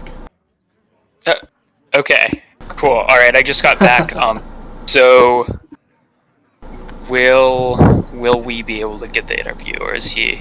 He said ran out his dog real quick. He might be back in just a second. What I was actually looking at was what that meant for the standings, which I'm going to bring back up on the screen now because we talked about it earlier. Should still have it available, so let me go ahead and pull that up. Whoop. Absolutely. All right, so we have, with that, the Stubbs is finished at 131 points. They did not win the week. That is their finish. TMDH is at 129 with 15 points available. So the odds of them passing to Stubbs is very, very strong at this point, which means the Stubbs will likely be the 4 seed in Gold Conference if they can hang on. Bloodbloomers need a win, and that match is Meduzas versus Anfal in the 4 seed, and that is tonight. So Bloodbloomers, if they win, eliminate the Stubbs from playoff contention. It's all on Meduzas here. So let me go ahead and take a look and see when Anfal is playing, because I believe it is tonight, either right now or at 10 o'clock. And maybe we can get some bonus coverage out of this. That would be nice. Yeah. This would be huge. Just because Medusas at 2-6 against Anfal, who is 6-2, and a pretty significant PR underdog as well, all coming down to this match to get his team into the playoffs. Yeah, that's I mean, we see these situations come up at the end of the season, but this is definitely huge. Yeah, Anfal and Meduzas are set to play at 10 p.m. tonight. So if these series had gone the time that they normally do, then it would be happening right now.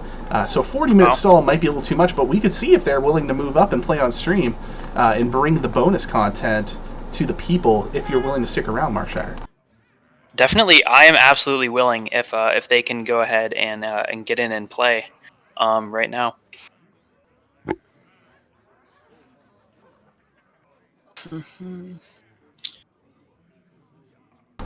Well, I messaged Anfal to see if he's interested.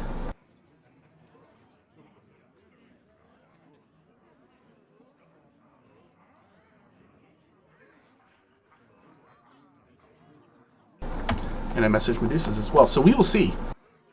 Okay. But in the meantime, this is just such an exciting race here for the playoffs, and thank you for everybody who's tuned in tonight. Hopefully, we can get you some more action, because there's nothing more fun than 3 matches in a single evening. Absolutely, yeah. We've had a couple of those in the past. I remember it often not with just THL series matches, but often when we've ran one-off tournaments, we'd have nights with 3 or 4 matches in a row. But these 2 went by so quickly. I think definitely, at least in recent memory, the 2 quickest matches that I've casted. Often, it takes at least an hour for one match, with the slight delays in terms of getting the intros and then waiting for players to queue. But 2 players really, or the 2 matches just really breezed on by. Anfal said he is willing to play on stream. So that's awesome. All right. Well, yeah. If we can get Meduzas, definitely. I would not want to force either of these players into a situation that they're uncomfortable with. No, absolutely not. This is purely optional. Yeah. But if they are both willing, absolutely, it would be some great content. If Meduzas is listening out there 10 minutes ago, or 10 minutes from now, I should say. Yeah. Every time I have watched Anfal play on stream, he has lost. So, not trying to entice you in any way, or not trying to make Anfal not want to do it, but I'm just saying it bodes very well for you if you do play him on stream, historically speaking.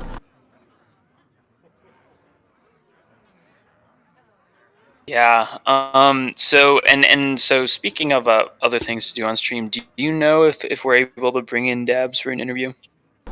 Well, he has not come back in yet, as far as I know. So. Might have to just wait here. But yeah, the prospect of more content remains there. I'm in the process now of preemptively updating the graphics here. Nice. If they need to be.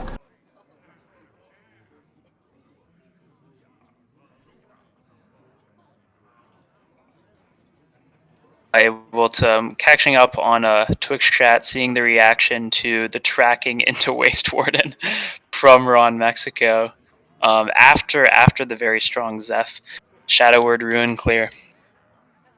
Very exciting moments. Yeah, that was unfortunately for Ron. It did not alter the case for the W there, but it was still a great play. Yeah, absolutely. Very, very heads-up play from On. No, I mean, both. I think we were pretty familiar with all of these players, except I personally don't know much about Turtle. About definitely new player to THL, don't know much about his other tournament appearances, but other than that, I think he played well, and Solojazz, Ron, and Dabs are all pretty well known at this point THL players, and I don't recall seeing any significant mistakes from anyone, or even much that I disagreed with. There was some very clean technical play from all the players that we casted tonight. I would agree. It's always nice to see that. Absolutely, yeah. Definitely, playing on stream can bring a little bit of added pressure. I personally enjoy it. Enjoy, being in the spotlight, and also just knowing that other people are watching my game. So if I end up getting high rolled, you have an audience, and you can always point to that as proof. Definitely the best part about it. When people are like, nah, you just like to say that you got beat because you got bad luck. It's like, nah, man, check the stream. Exactly. Yeah. And of course, sometimes your replays don't save. That may or may not correspond to times that I've thrown games. But, sometimes just HS Tracker just bugs out, and you can't show the replays to your team. It's unfortunate. Always seems to work when I win, though, which is great. Love watching those. I'm definitely going to have to watch out for this in the future now. I'm totally joking. Yeah. Yep.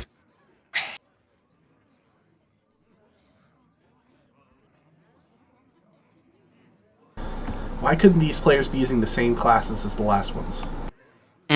Yeah, very, very inconsiderate of them to not know that their match would be selected to be streamed at the last minute.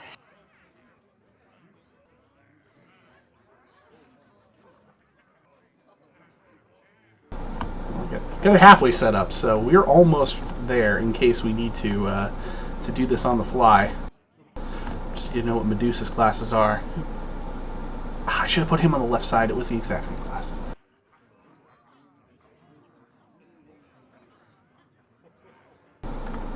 And thank you to both G-Kick and Vuda for the subscriptions as well. Should mention, it is much appreciated. Subscriptions do help us to continue to produce better content for the THL channel, and will allow us to, increase prize pools and things like that for our off-season tournaments. The, prizes are limited. Obviously, the competition, the glory is what you get during the seasons here in THL. For the off-seasons, we try to spice things up. Sometimes those, tournaments spill over into the season themselves, so it's a lot of fun. Thank you guys for that, and we'll have some more information on the upcoming off-season tournaments, as I've been asked a few times about that as well. Yeah, absolutely. I'm definitely looking forward to some of the things we have in the off season. And I think, definitely don't want to spoil anything, but I think we have some spicy plans in for All Stars. If that's right, Donde. We sure do. Well, definitely. And will you be announcing those soon? Yep, the plan is to announce that on Hearth Center this upcoming week. So, with the Legacy season winding down, that means All-Stars are going to be selected here over the next few weeks. And we have a fun new idea for the All-Star game, which means you'll have to stay tuned to hear exactly what's in store. But I think it's going to be very competitive, it's going to be very fresh, and it's going to hopefully cause people to want to not only play in the All-Star match, but also to just watch the craziness that's going to happen. It should be a lot of fun, and I'll have those details for you on Wednesday. Definitely looking forward to that. I will want to tune in to see the reaction to that, because I'm pretty excited for the All-Stars, the upcoming All-Stars format as well. So that'll be good.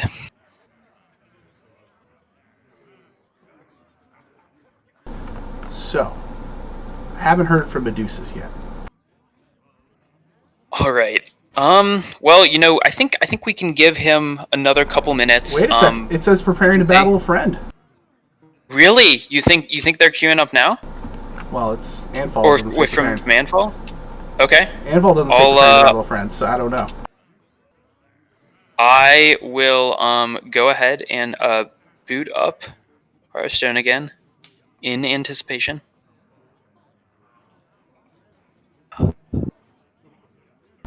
I'm going to be very sad if I set this up on the fly, only to have no match. Oh, he didn't see my message in Discord. Oh, We might be a go.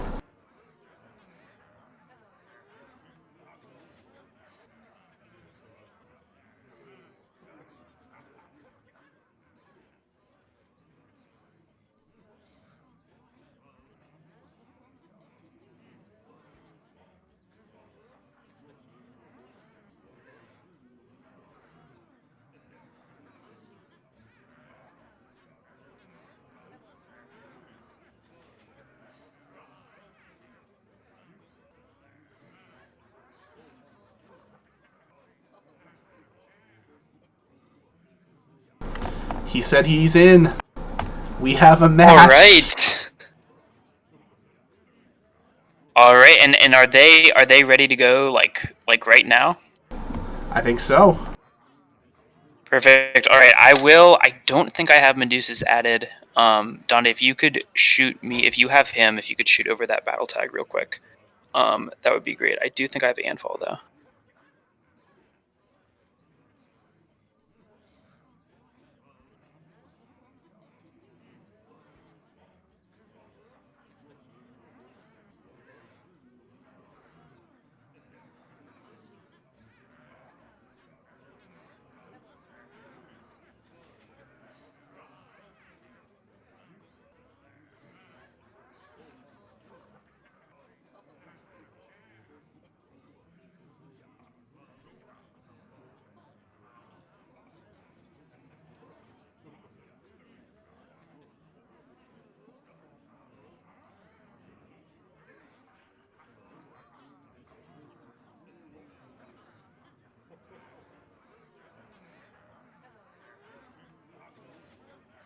Perfect. All right. So I have both players added. Looks like they are getting ready to go, maybe making some last minute changes to their decks. But how about we look at? So, do you have the class icon set up and everything? I do. Awesome. So we can go ahead and look at these classes. This is an exact mirror. Both players brought Demon Hunter, Druid Hunter, and Warrior. So expecting to see another double Warrior ban, if I had to guess. Yeah, I think that's probably the safe bet here. One would definitely imagine.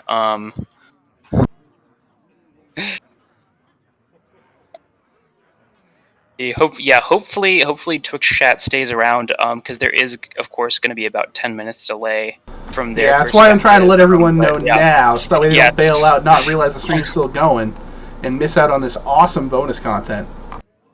We can definitely, once it goes live, we can definitely throw something in Discord too. Oh, to I already make did sure that. I'm too excited. Oh, awesome! Oh, You you're can't- just you can't on stop top of me. everything. Wow. It's, content god. Yeah, Hall of Famer for a reason, baby. That's right, baby. All right.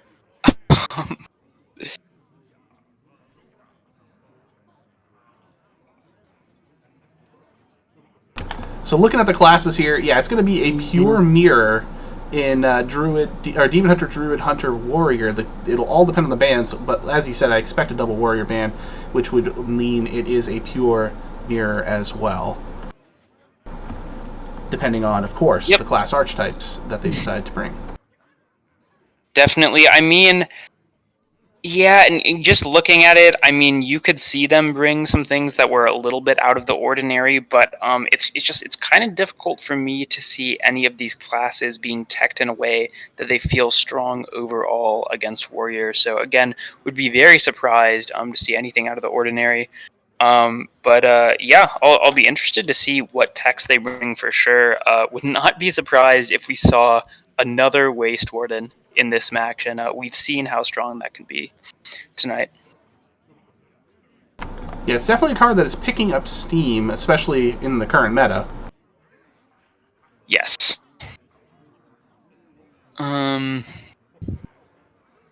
Absolutely. And of course, like the last match, this is Legacy. We do not know exact deck lists or bans before the players are almost ready to play their match. So could be a lot of surprises in store. when we do go live, it will be Anfal on the bottom and Meduzas on the top.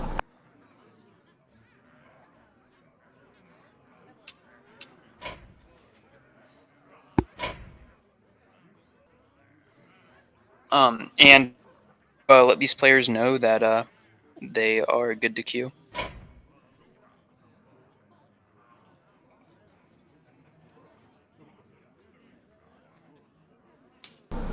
Yeah, thanks, a big thanks to these players for doing this on such short notice. This is, like we said, it's always optional to play on stream, but it's such a big thing for us to be able to bring, as much content as we can, especially around playoff time.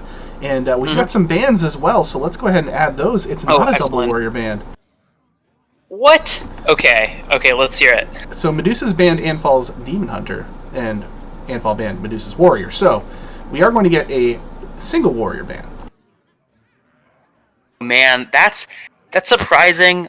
I guess if you're not going to ban the warrior, the demon hunter makes sense. The demon hunter is going to be favored against almost any archetype of druid and hunter. Although I think those matchups are close, probably a little bit closer than the warriors matchups against the other classes. But I can't blame him too much for that, because the demon hunter, very strong overalls, and maybe Meduzas does have some tech cards up his sleeve to deal with Anfal's warrior.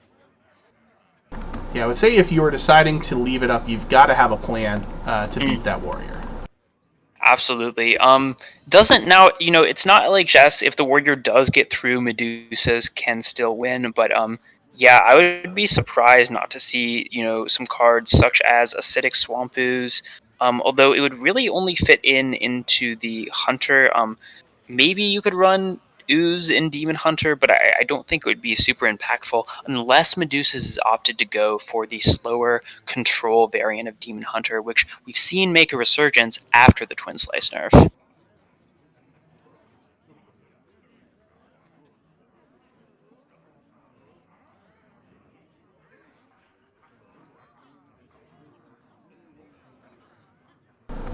I appreciate you carrying the discussion here while I get everything finalized. Yep.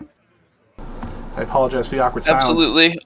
I think we are finally fully ready with the game screen here, so there we go. Awesome. This is usually a thing I get to do during the day when I'm working, so that I get paid for it. Right now I'm working pro bono. Always smart. Whew. But we all appreciate it, being able to bring us a third match for a Salty Saturday. So, yeah, I mean, Warrior 1-0 on the night so far. We saw it win unbanned for Solojazz. He got that immediate win over the Priest. And looking at Medusa's classes, I think they're probably going to be unfavored against the Warrior. Other than that, nothing too exciting. We'll just have to wait to really see the decks, because we've seen these classes before, and I think we're all pretty familiar at this point with the main archetypes of Demon Hunter and Druid and Hunter.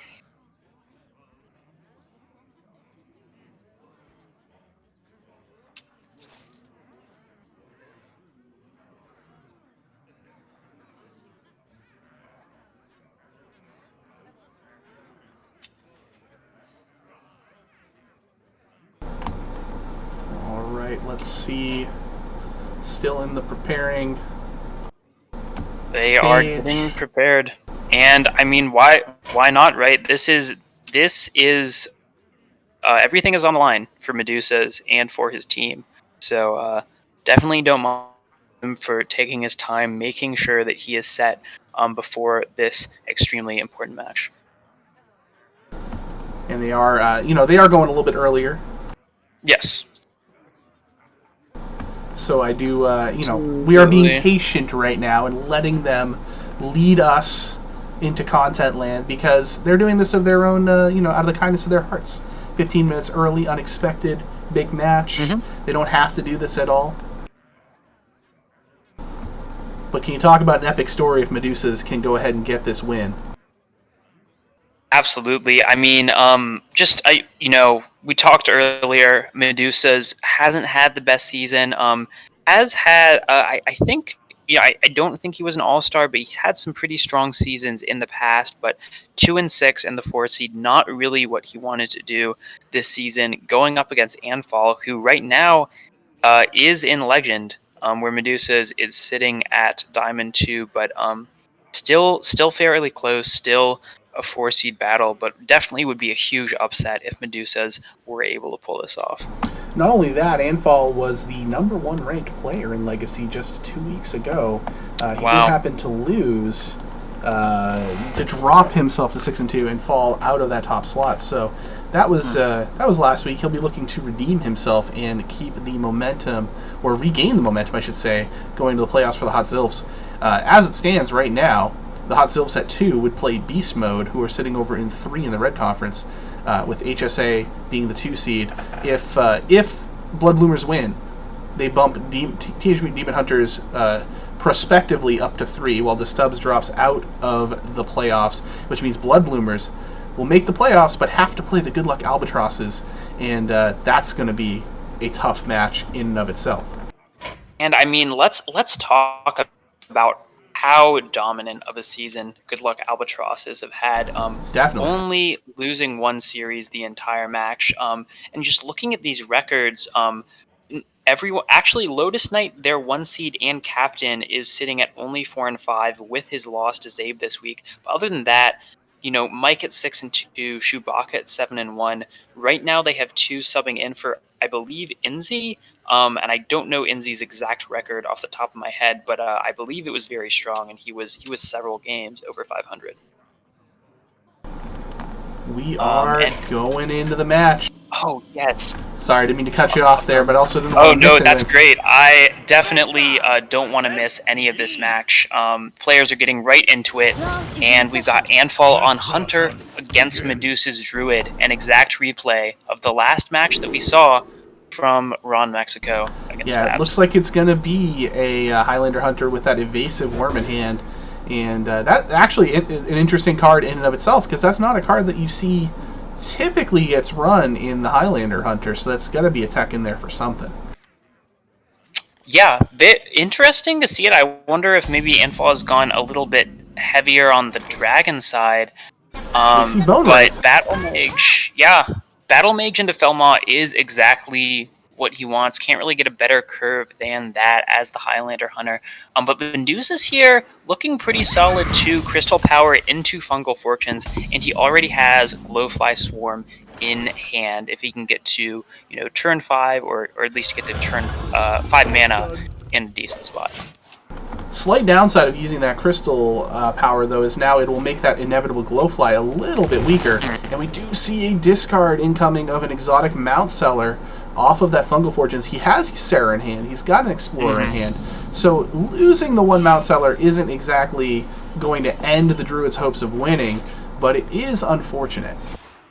It's definitely rough because, the Highlander Hunter can put on pressure very quickly. So often, the Druid is going to need that very quick swing turn from Glowfly or from Mount Seller to be able to get something on the board and then threaten lethal with Savage Roar or a huge board with Power of the Wild for the next turn. And that's just one more option taken away from Meduzas.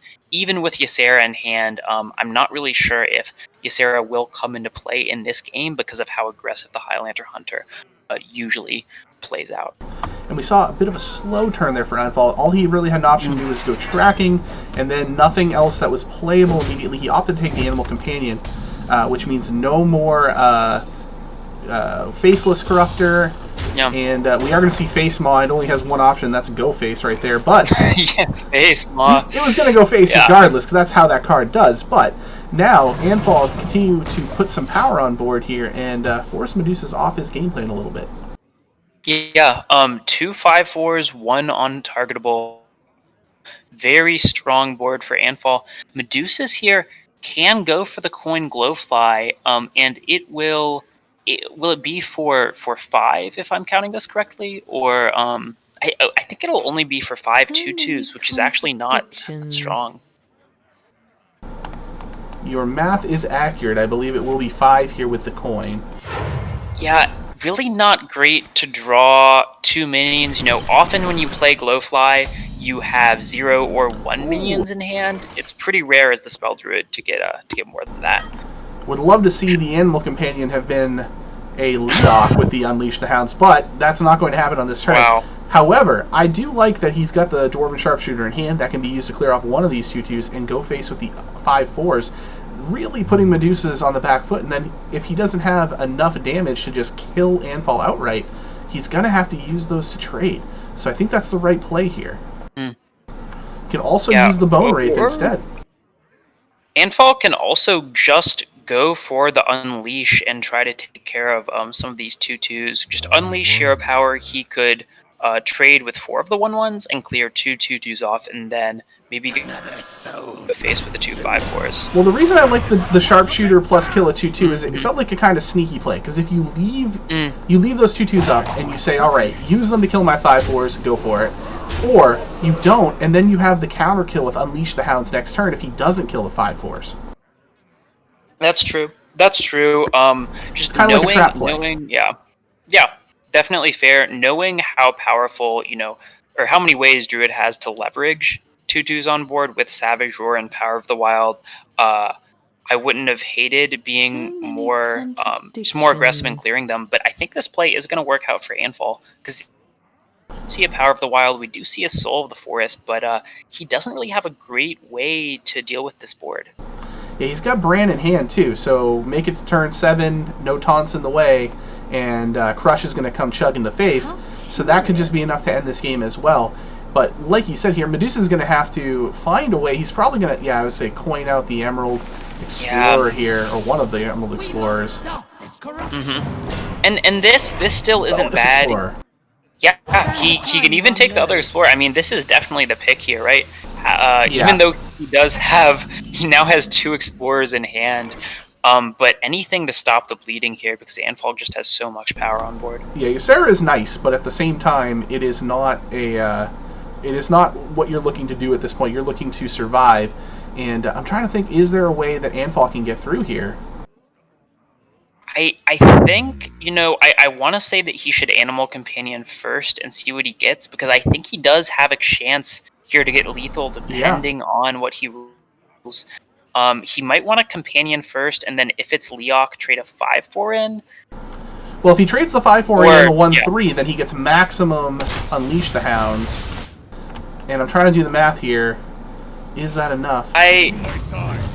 Oh, he would have had enough if he had done it that way. Yeah, is that still enough? 9/11. No, he's 3 short. Just barely not enough.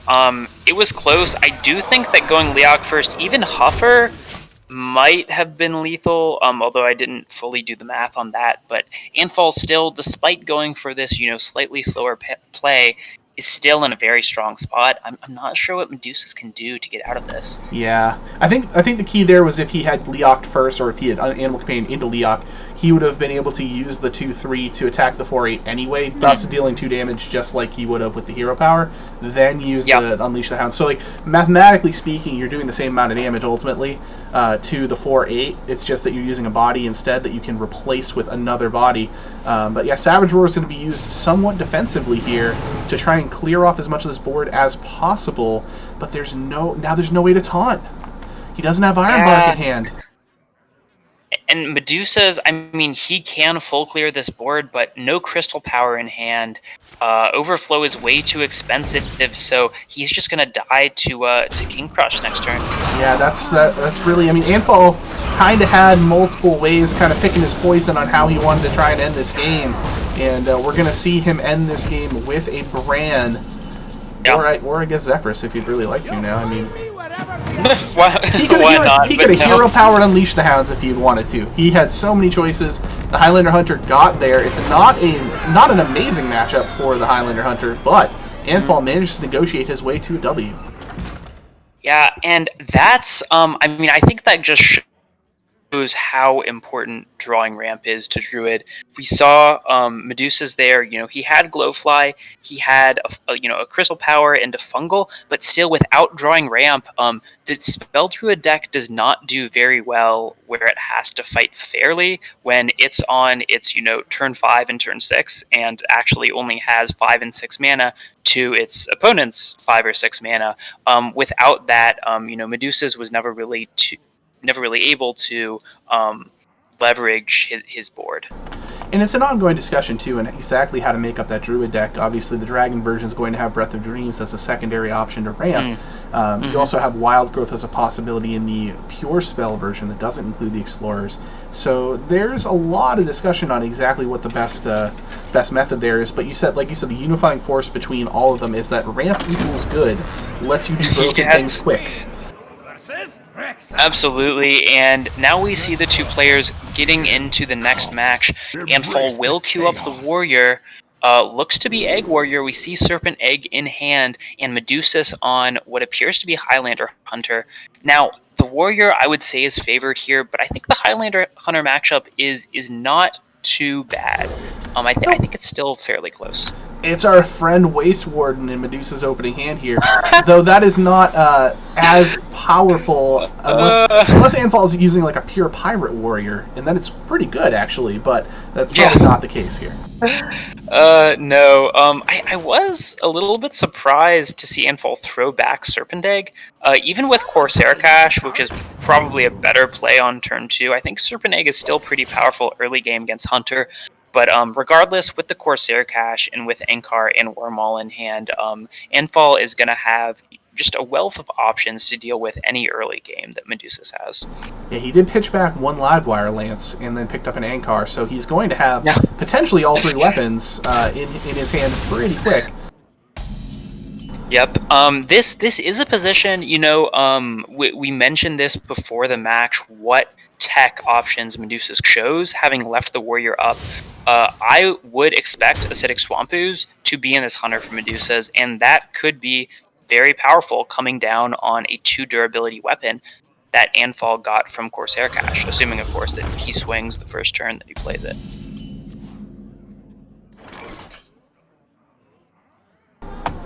And that just, Inner-Rage pickup is just solidifying your point of that egg being a great keep, as if he had kept it. He could have Inner-Raged it and Rampaged it this turn had he played it last turn, which would be really hard to stop as the Hunter. So now, he might be looking to leverage that later into a Wormall if Meduzas plays something that is somewhat easily killable with a 1/10. Definitely. I would not have hated just seeing Inner-Rage Rampage there, which would have gotten him, I believe, a 6/4, which would be pretty difficult to deal with. But choosing to go with the Ankar instead, making sure he has Risky Skipper in hand. And meanwhile, Meduzas has just drawn all of his top end. I mean, 3 5-drops, and then a 7-drop and a 9-drop. This is outside of, Nagran Slam and Bran. This is just all the top end of his deck. Just hardly getting any early game cards. Yeah, the 6/4-2, it would have lived because we know that the Felmaw would have gone face. True. I'll always face. Always face. But yeah, Anfal here may have chosen to save that because he wants to go Wormall, coin Inner-Rage Rampage this turn. Of course, we know if he chooses to do that, he will play into the Rotten Drake. Correct. But still, I can see it saving that combo for later in the game, maybe combo with a Korkron to finish off the game. It makes sense. I don't hate the drop of the Sky Raider. It does give an option for the Felmaw to hit. It does. But now the Rotten Drake is going to be able to cleanly kill that 1/10. That 1-in-3 was huge for Meduzas. His luck on his draws has not been great that game, but that 1-in-3 hit with the Felmaw was huge.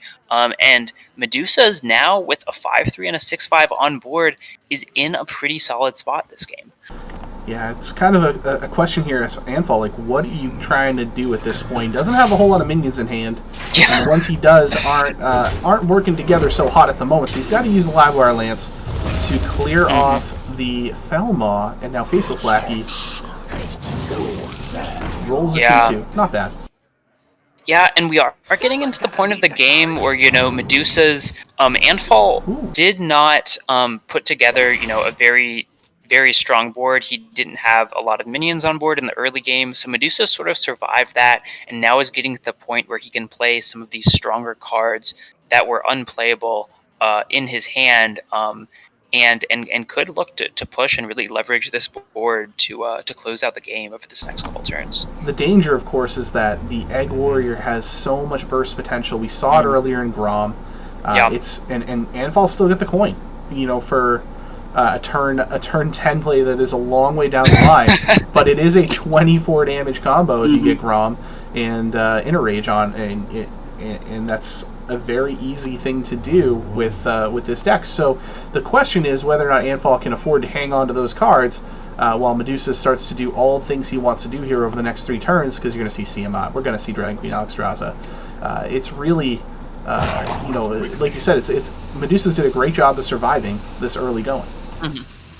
Yeah, and this is so interesting because Medusas, he might be trying to think of Frozen Shadow Weaver on the face. Never a bad decision to freeze face when your opponent has a weapon up, but choosing to just play the evasive Feywing instead and push face, and having Anfal already down to 10 and with no Armor Smith in sight so far, I think Medusas is looking to try to end this game early.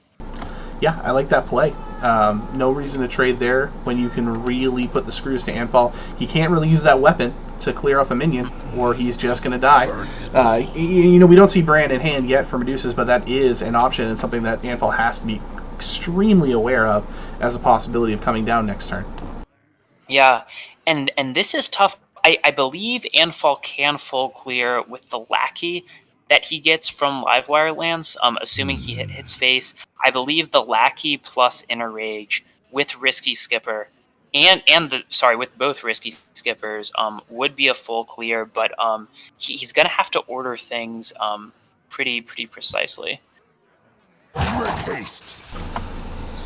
Battle Rage pulls a Brute. That is actually probably very helpful here. Want to swing with the 1/1 first, which he does. There's just so many things that Anfal has to fit in a short amount of time to try to clear off this board, but I think he's gonna get it off. Oh no! He attacked. He should have put the Brute down. Oh no! Oh man, he was able to get the armor up in, so we don't immediately see lethal, but yeah, there were definitely options for Anfal to clear that turn that did not involve him taking 6 damage to the face. And now Medusa's trying to figure out, is there a way that I can set myself up to win here? There's not an immediate option. It really is kind of just trying to set up and make the most awkward removal turn for Anfal possible. Waste Warden does kill both of these minions, which is a positive. But other than that, is Tiamat just the better option to go ahead and put down a Wind Fury that needs to be answered? This is so tough. I might lean towards the Waste Warden here, even though one of these Risky Skippers was, created by a Sky Raider. Risky Skipper is just such a powerful card in this matchup if it gets comboed with Armor Smith or even Battle Rage to put Anfal, closer to stabilizing here. So I wouldn't hate the Waste Warden here plus Hero Power. Set your opponent back to 4, and unless another Skipper gets drawn, you can at least be safe from that threat for the time being. I think the big consideration you were looking at there is that you knew he did not have Armor Smith in hand, because he absolutely would have played it during that last turn if it was in hand. So that makes it a little bit easier to bypass the Waste Warden at that juncture. However, now Anfal knows that Bran is not in hand for Medusas, but Corrosive Breath has been used. So essentially now he is only really going to possibly die to a top deck Bran, and that's a pretty good evolve right there out of the Witchy Lackey. Witchy counter. Yeah, that's huge. Hulking Overfiend is not a card that we see, and that's lethal. Okay. Unleash the Hound. If he hadn't played the Witchy Lackey, it would not have been lethal. But how can you know? Wow. That's tough. I definitely think the Witchy Lackey was the right play after after the Brute was played, and he got a good evolve out of it. But yeah, top deck from Meduzas, despite sort of an awkward hand at the beginning, Meduzas was able to maneuver that one and get a win and tie the series at 1-1. So we see 2 wins for the Hunter now, for each player's Hunter, that is. And we move to a 3-game series, effectively. And now we are 2 games away from Bloodbloomers making the playoffs and eliminating the Stubbs. Conversely, 2 games away from potentially being eliminated themselves. That's crazy. And, you know, we talked before this game, we talked about Meduzas not banning the Warrior and what that meant. But he's already gotten 1 win off of it. Could even look to get another one here with this Druid. This is another one where I still think the Druid is favored. Especially with the egg version Anfal is running, but Meduzas, I still think the Warrior is favored, but I think Meduzas is not in that bad of the spot with a Spell Druid, especially if he can get some spicy Mount Seller turns. Yeah, Warmaul Challenger, the only keep for Anfal. The as you mentioned, this version of the deck has fewer board clears. Like the Bomb Warrior version tends to carry Bladestorm, carries Brawl. That is not a card or cards in this version typically. So you're looking at fewer ways to go wide and clear the board other than Risky Skipper. So Risky Skipper is a humongous card in this matchup, which makes Ankar a humongous card in this matchup, and you really want to draw those early. Right now, Medusa's got Overgrowth. He tosses the other cards, and Corsair Cash is a good pickup for Anfal, as that is going to be a possible way to get himself into the Risky Skipper. Very important to have Corsair Cash. I am a little bit surprised Anfal threw back the Serpent Egg in the mulligan. I do think, you know, getting that potentially with an Enrage or a Rampage a couple turns later is a big threat that the Druid can struggle to deal with, but getting Corsair Cash definitely more important than that, and we see the Ankar pickup, so Anfal will certainly be able to get a Skipper down and be able to deal with any early Glowfly turns. I gotta ask you a question. Yes. Are you on the lobby for Serpent Egg? Because I feel like you're just pushing it real hard these last few games. On the lobby for it? Yeah, I think if you are running it in your deck, then you should be keeping it in the mulligan. Generally, a solid strategy. Generally, I think you should. I personally haven't played much Egg Warrior, but I think generally you want to be keeping it. So I'm a little surprised to see that, but I haven't played a ton of Egg Warrior myself. Well, we do see the Ankar was the pickup off Corsair Cash, which is humongous, and Risky Skipper was the first pull. But we're going to see 2 more swings with the Ankar, which means we're going to get both Risky Skippers guaranteed, assuming this deck doesn't run a 5th Pirate, which, well, regardless of that, Risky Skipper was the second draw. Yeah, Horde Pillager, Captain Greenskin, all viable options, although I have seen them more in the Bomb Warrior variants and less in the Egg variants. So most likely with this final swing, Anfal will draw Sky Raider and draw all of the pirates in his deck, but he doesn't have to swing now with no weapon in hand. May as well hang on to it. He's trying to enrage his face. I don't think it works quite like that. There we go. If only you could. One less durability, weapon hits for 2 more. That would kill the weapon in this case. Yeah. I could see some niche uses from there. I do like Enrage on the Warmaul Challenger here, even though he could get a Boombot by putting it on the Wrangler. I think getting this big 3/9 instead is going to be more impactful. And Meduzas goes with the Innervate coin play to get Ysera down, and no way to Ironbark it yet. However, Overflow is in hand, and that means that we're going to see probably more than a few dragons get drawn out of that. So I like the line because, you know, Glowfly, I mean, obviously Medusa doesn't have the option to go Glowfly, but I think this, you know, Coin Innervate Ysera into Overflow can draw Medusa's multiple dragons that have a lot more health than the typical board state from a Glowfly would, and one that the Warrior, which like you said isn't running Bladestorm, isn't running Brawl, is going to struggle a lot to deal with. And Anfal is going to get a pickup of Battle Rage here. He's going to be able to draw 5 cards, which means he is currently going to burn a card. Got to be careful there. Probably want to Innerage something first, I would imagine. Or just Brew first. Brew is going to get damaged too. Oh, does but that... now, it doesn't change anything. He's going to be able to draw 5 cards now. However... I would go for it. I think, you burn a card, it doesn't really matter that much. You still have a full hand and a lot of minions on board. Anfal is still in a great spot with this couple play. great pickups, Terran, Gorefiend, Armorsmith, and Grom. If the Risky Skipper lives for whatever reason, it could just be game over in 2 turns. Well, no, because he's got Inner Rage anyway, so it doesn't matter. Grom is active regardless, as long as there's no taunt in the way. He can get through and do some massive damage, but right now, Meduzas has really just got to figure out a way to get rid of this board, or at least a chunk of it. Anfal did a good job making sure that Ysera died, knowing that it's possible that Overflow could have come down and just undid all the work that he was doing. Yeah, no, absolutely. Very heads-up play, and now Meduzas is in a super awkward spot where Overflow is probably still his best play, but he's just healing up all his opponent's stuff. It feels really bad to go for, but at the same time, what other option does he have? Glowfly only gets 4 2/2s on board. Emerald Explorer just feels way too slow, so his best line might be just going for Overflow and hoping he eye rolls some very, very good dragons. And we will see the claw get used first to go ahead and clear up some hand space, so no immediate overdraw from the Overflow, and we'll have to see what it is. There's the first portal. I don't know if there's going to be enough time to get his hand clear if there's any card that's playable. Oh, he found the Bog Beam and got it. Wow, he got the Bog Beam off, okay.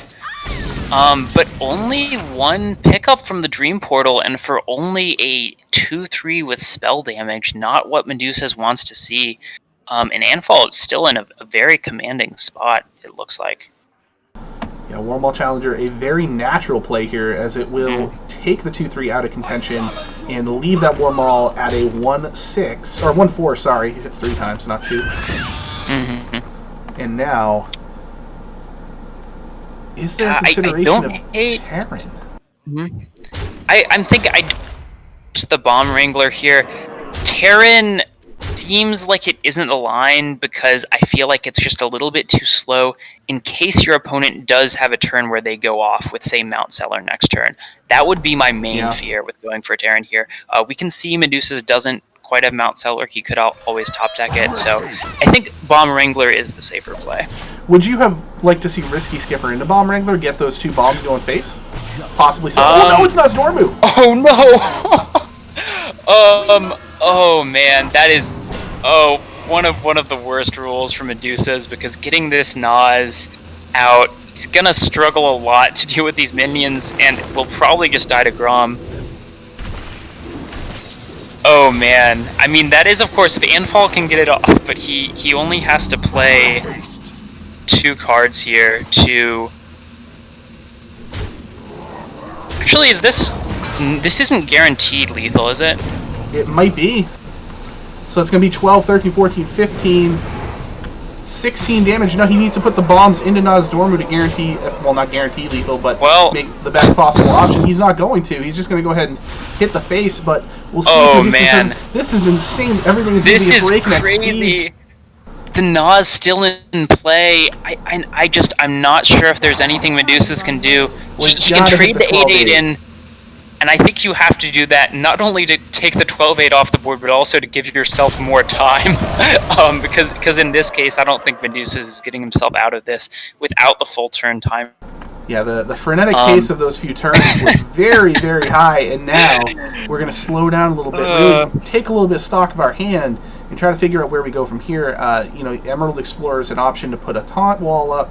There's no, we haven't seen either Ironbark. That's still sitting in the deck, both of them. 4 Dream Portals still in the deck, another Ysera in hand. If he could have drawn, Ironbark into that second Ysera there, that would have been very tough for Anfal to get through. Hey, why don't we play another Nozdormu? I think Meduzas will be straying far away from the second Nas. Yeah, like you said, an Ironbark at any point could have helped a lot. At this point, his best play is probably Crystal Power his face, maybe Wrath to draw, and hope he picks up a dragon or 2. And the good news is he can use the spell power Wait, no, it's not spell-powered anymore. Why is it saying they're spell-powered? I don't understand. Okay. The cards are bugged. I think Nosdormu just caused all sorts of things. It's saying that they were powered up, I assume from the previous dragon that was on the Azure, but that's not true at all. And this is with the Livewire Lance. That is guaranteed lethal for Anfal. So he is gonna take this one. Yeah, definitely super close though. This game could have gotten out of hand with the Nosdormu, but yeah, Anfal here just has to Livewire and sequence his hits correctly to make sure he's just putting the max damage into this 4/4, and he'll take this game. That's exactly what he does there. Victory is yours. And we will see. This is effectively now season point, match point, season point here for the Bloodbloomers. They're going to have to get 2 wins in a row out of Meduzas to advance. All coming down to this. Game 4, we'll have to see if it goes into the Game 5, but Anfal just has to get a win with his Druid against Meduzas, Demon Hunter, and Druid. So if I'm Meduzas here, even though you have to win with both classes, I might queue up the Demon Hunter first, just in case, that's a favored matchup slightly. If you can get that win, you get you maybe feel a little bit more confident having some momentum heading into Game 5. And that's exactly what we see here.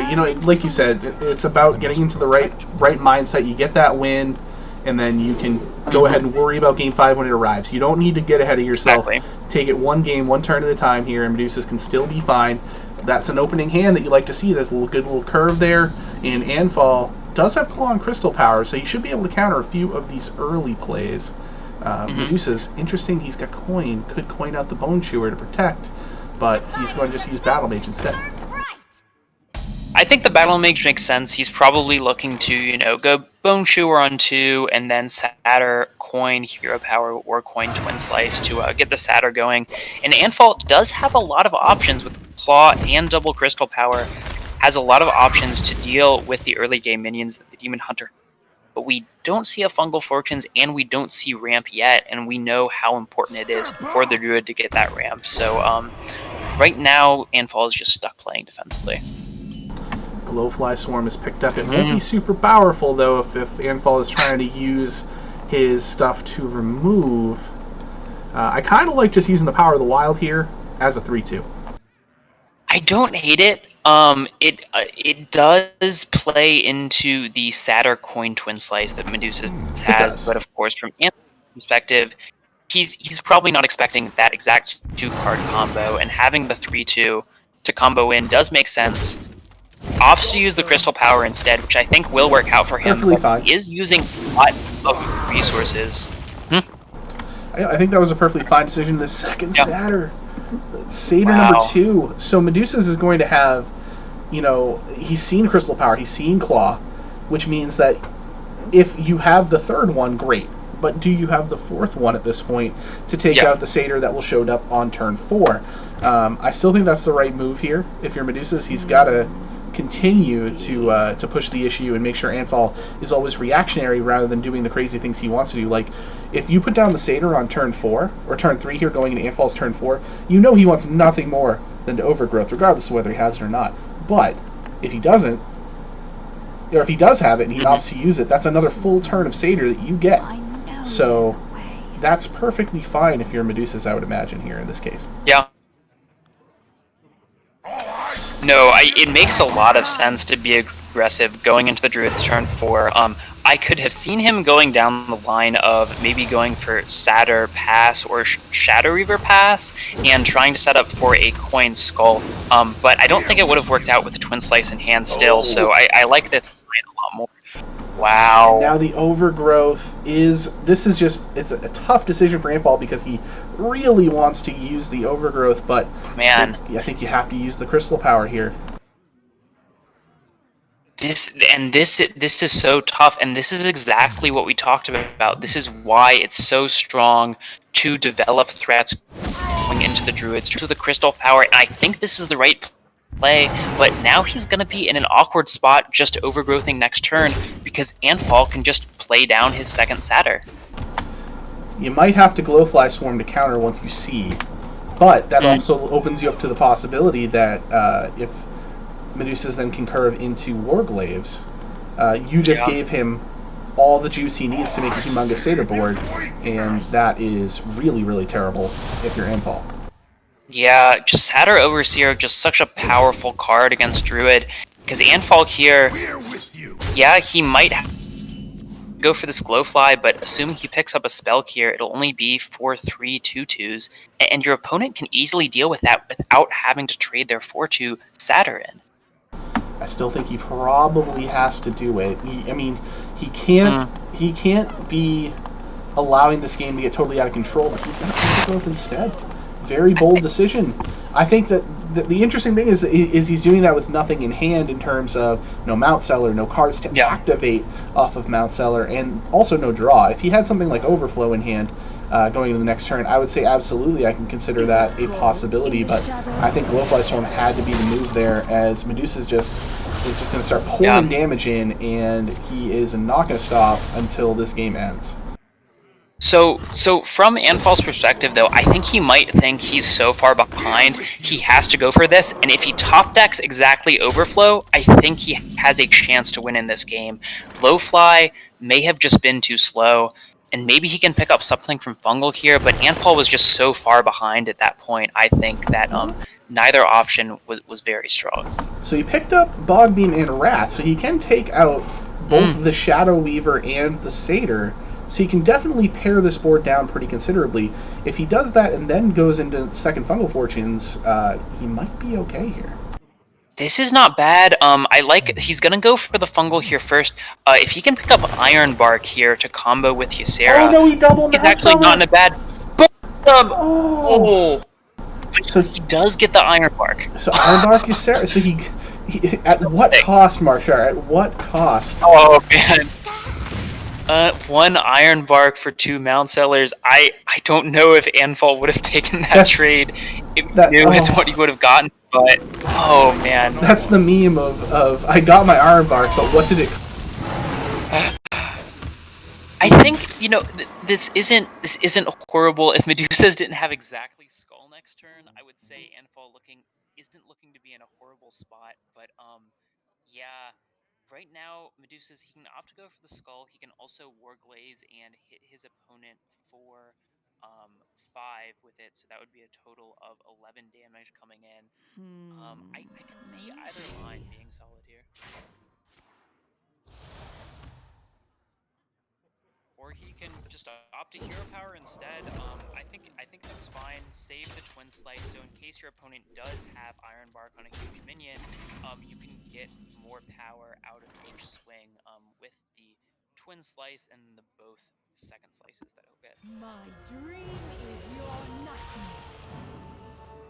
Job's done. And Markshire, we are having some slight audio issues, as for some reason you got very quiet very fast. Oh, okay. Yeah, that was weird because you also... Okay, interesting. Am I very quiet as well? I was just wondering, you just hadn't talked for a while, and I thought there might have been an issue with it. No, I was looking around and trying to figure out what I did wrong. Nothing happened. All of a sudden, my computer said, hey, everything's quiet again. Interesting. Well, coming back to the game, Meduzas, even with the Iron Bark Ysera, can easily deal with it. With this...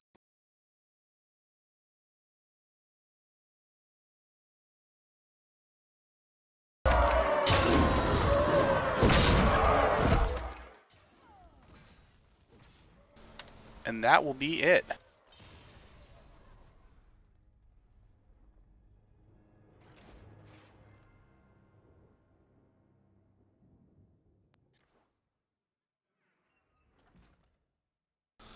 So we are going into Game 5 now. Yep, yeah, and this Game 5 is going to be a Druid mirror. I think we have, talked a lot tonight about how Druid can be inconsistent if it doesn't draw ramp, how it's very reliant on getting its ramp and then getting its power cards like Glowfly and Mount Seller, and it hasn't had too good of a record tonight, but no matter what happens, Druid is going to walk away with a win in Game 5. It's going to be Anfal or Meduzas, to see if Meduzas can send his team to Legacy playoffs. They both have Fungal Fortunes. Wild Growth for Anfal, that's slightly better. Wow. But Yep, exotic I mean, mount seller any for Meduzas. good. I think we're going to Yeah. see nutty stuff regardless here. I'm not sure if Anfal will win. I'm not sure if Meduzas is going to win. But you know who will win? The viewers. The viewers will definitely win seeing this, sweet fungal into ramp action. Medusas is gonna go for his fungal first, and all he really needs to pick up is either an overflow. It looks like he was running Emerald Explorers, so he'll be running the Breath of Dreams package. But fortunately, any dragons picked up on this fungal would be discarded.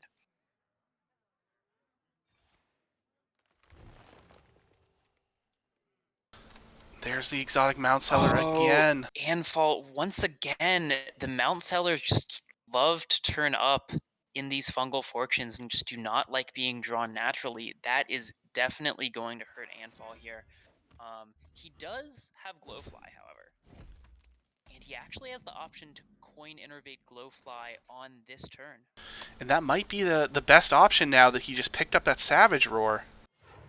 I think it is, because Meduzas, unless he's teched in a Starfall, how does he deal with this?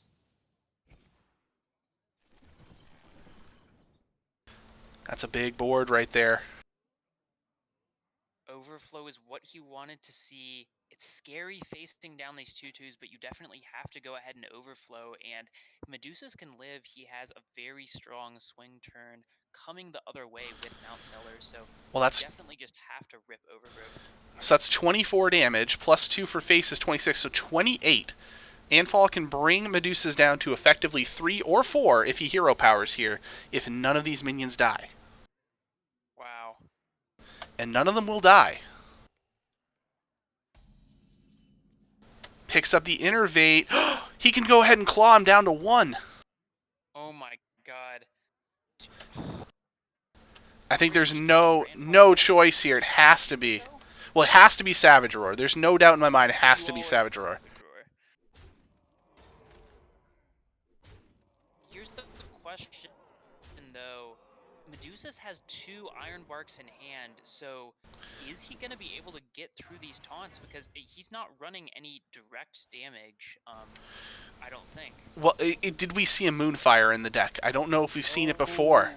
Because a Moonfire could be lethal. But now the question is, even if Meduzas does go off on this turn, does he have enough to survive? He got the Claw. So the Claw will protect him from a potential Moonfire if he just opts to go for...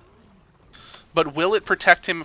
Does he get enough of the minions off a board here and enough taunt in the way? I think he will, thanks to the Moonbark. With the double Iron Bark. Oh, in the rush! The Griffin. Oh, the Griffin is huge. Oh, man. And now Meduzas just has to decide to see Iron Bark his Mount Seller again, or Iron Bark is 3/1. Is there a downside to Iron Bark on his Mount Seller outside of any... I mean, there's always the chance, because it's closed list, your opponent does have some weird tech, but Spell Druid typically doesn't have a way to deal with a big minion like this. No, I would imagine not. And now we see Savage Roar in Medusa's hand as well, which means that there is the chance for the counter. And it's huge here. Meduzas just has to be very careful to trade with the Griffin and then not use his face. In my opinion, I would not use my face to trade into a 2/2 to play around Moonfire. Starfall! What? That right there is the argument to be made for not putting the Iron Bark on one minion, because Starfall could have hit the 6. Would have been it would have been a 7/14, dropped it down to 9, and then he could have killed it on this turn. Well, no, he couldn't have. He would have been 1 short. So, because he can't bog me for free yet. He's only on 5 mana. He didn't ramp like Meduzas did.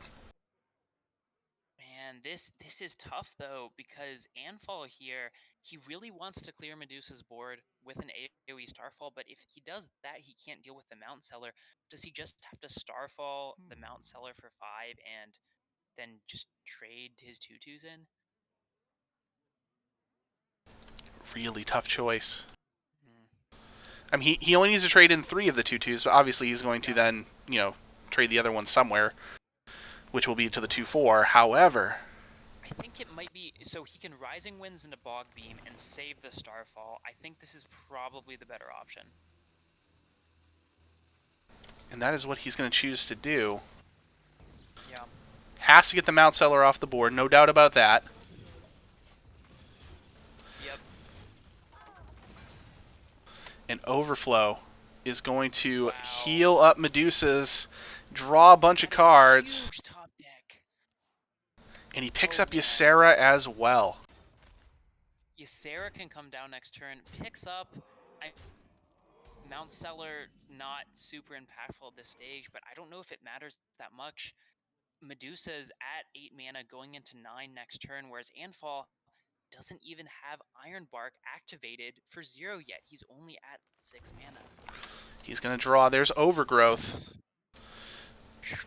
Better than Wild Growth by 1, so yeah, that's going to be the play here.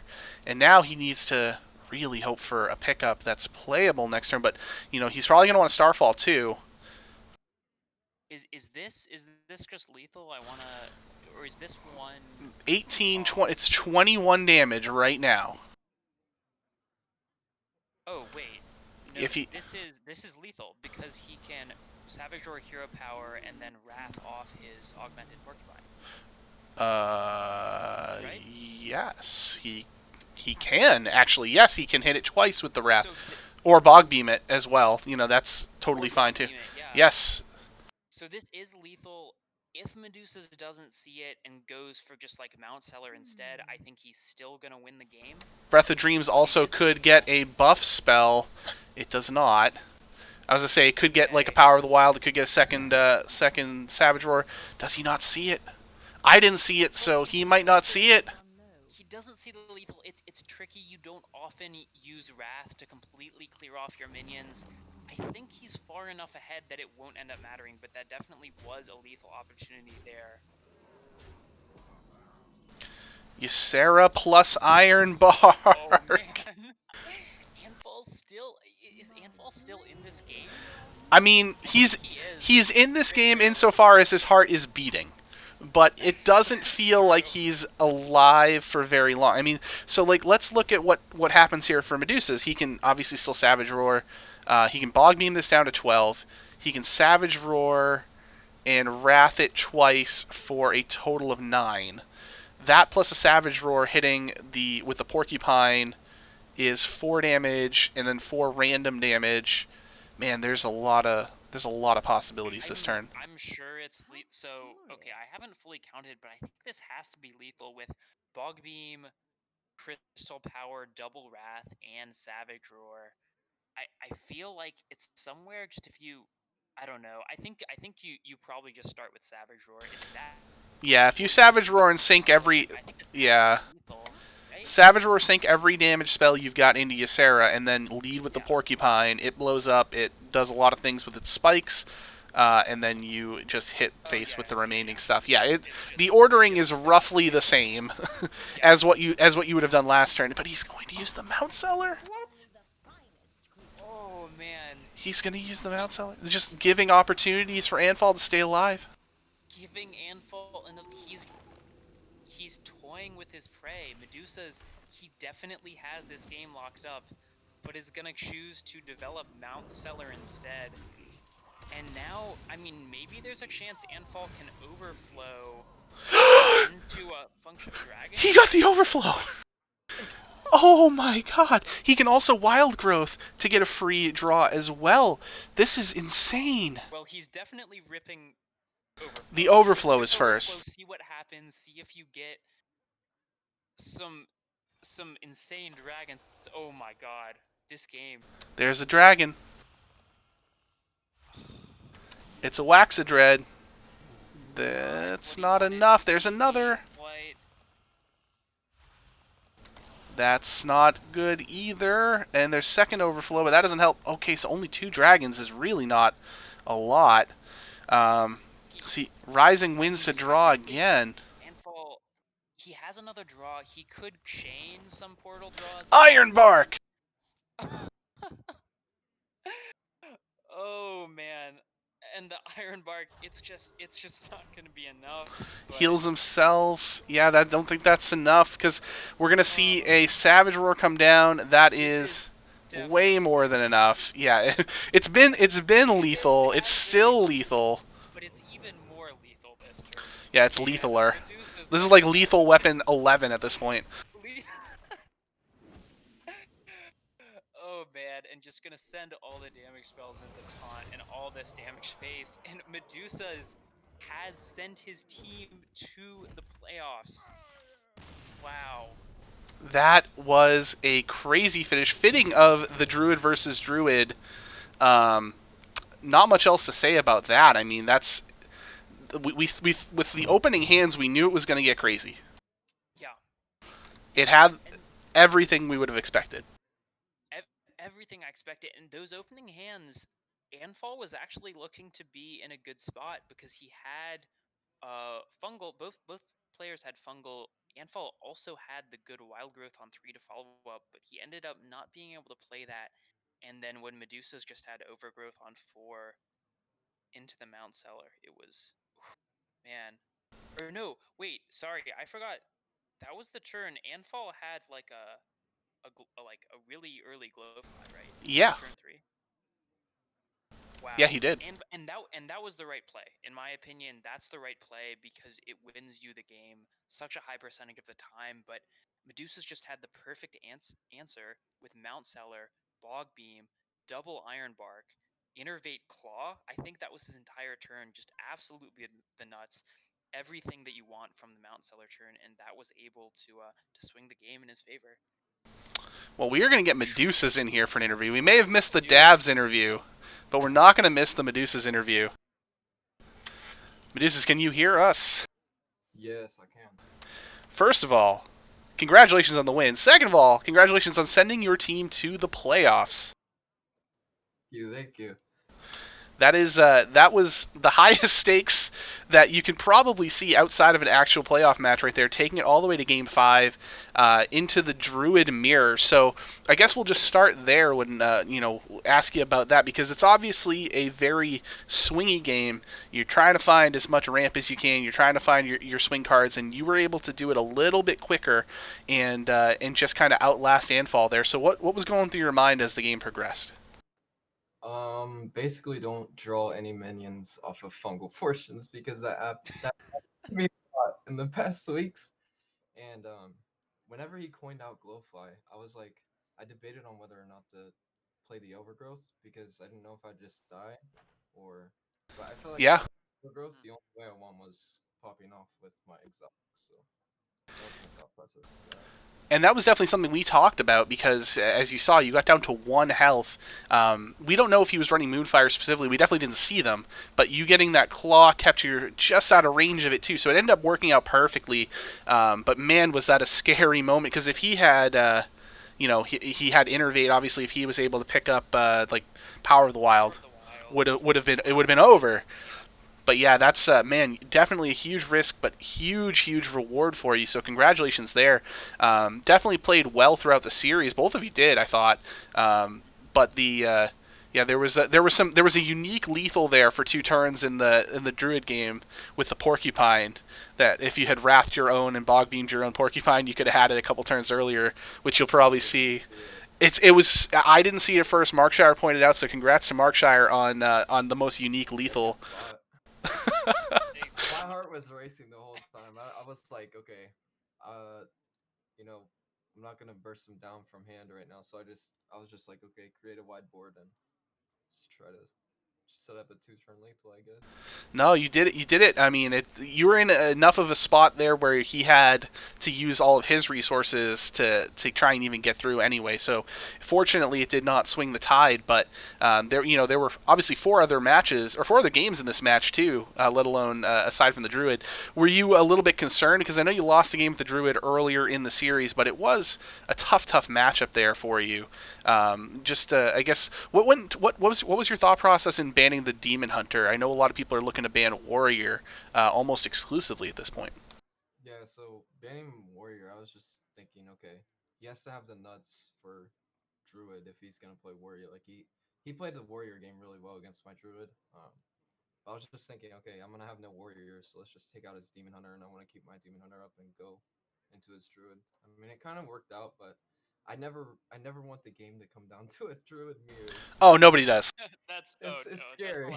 The viewers want it to come down to that. just like they want to know what's in the puzzle box, but the people playing the game have no desire to make it a coin flip simulator with the druid, which is exactly what happens. Yeah. But the coin showed up on your side, which is what's important here. So this, like we said, does get you into the playoffs, likely as the 4 seed, which means you've got to have a very tough first round matchup against the Good Luck Albatrosses as we do the cross conference playoff seeding there. So obviously now you can look ahead because you're locked in. Any thoughts on on prep for them? You guys even taking a look at that, or I would hope you were just focusing on this week. Yeah, I mean, me and Adam were just prepping all day for this match, and like first we had to have Ron lose. So I'm sorry, Ron, but he's my hero teammate. But Oh, I'm sure I he's needed him hurting to right lose to now. even have yeah, I needed him to lose to even have a shot. So I gotta give the thanks to him first. Yeah, Ron. It was a heartbreaker for him. Not only did he have to lose, but he had to lose with enough. Actually, him losing 3-2 would have still gotten you guys in the playoffs regardless. But still, it's why you play out every single match, every single game, because you never know what can happen. And thank you by the way for doing this on extremely short notice and going on stream because this was extremely entertaining. So, Markshire, do you have anything else you would like to ask here before we wrap up? I don't have anything to ask. I just want to say, thank you again for agreeing to come on kind of at the last minute and early in a game that was very high pressure, and then giving us a great series. The whole match, especially the game 5, was so hype because there was just the very early glow fly into your huge explosive Mount Seller turn. It was super hype, and it was a pleasure to cast. So thanks for being on stream. Hey, no problem. Thank you to Anfal as well for allowing me to come on and play. Yeah, definitely. He's always game. I said at the top too that if you had known that I always cast Anfal and he loses when I cast him, that would have been an absolutely positive decision for you to make to come on stream because it just bumped your chances way up to win. But you made the choice regardless of that knowledge, so I respect it either way. We'll give you the floor. Is there anything you want to say before we head off for the evening? No, just thank you to my teammates for helping me prep basically all day and all week for this matchup, and thank you to Ron for losing. I hate to say it, but thank you to Ron. He's a competitor. He gets it, I'm sure. But yeah, thank you for giving me a shot. But well, you made the most of it. Win. Well, congratulations to you and Bloodbloomers. We will see you next week. And hopefully that's not it for you as well because this was very entertaining. Love to see where you go from here. So that's going to do it for us this evening. Thanks to everybody who stuck with us for all 3 games. Doesn't hurt that they were all very entertaining series as well. Markshire, thank you for being here as my co-caster. I know you kind of stepped in on a little short notice too, so I appreciate that. Absolutely, it was a pleasure to have the opportunity to cast. So thank you, Donde, and of course thank you for setting up everything with the stream ops. No problem. That's what I'm here for.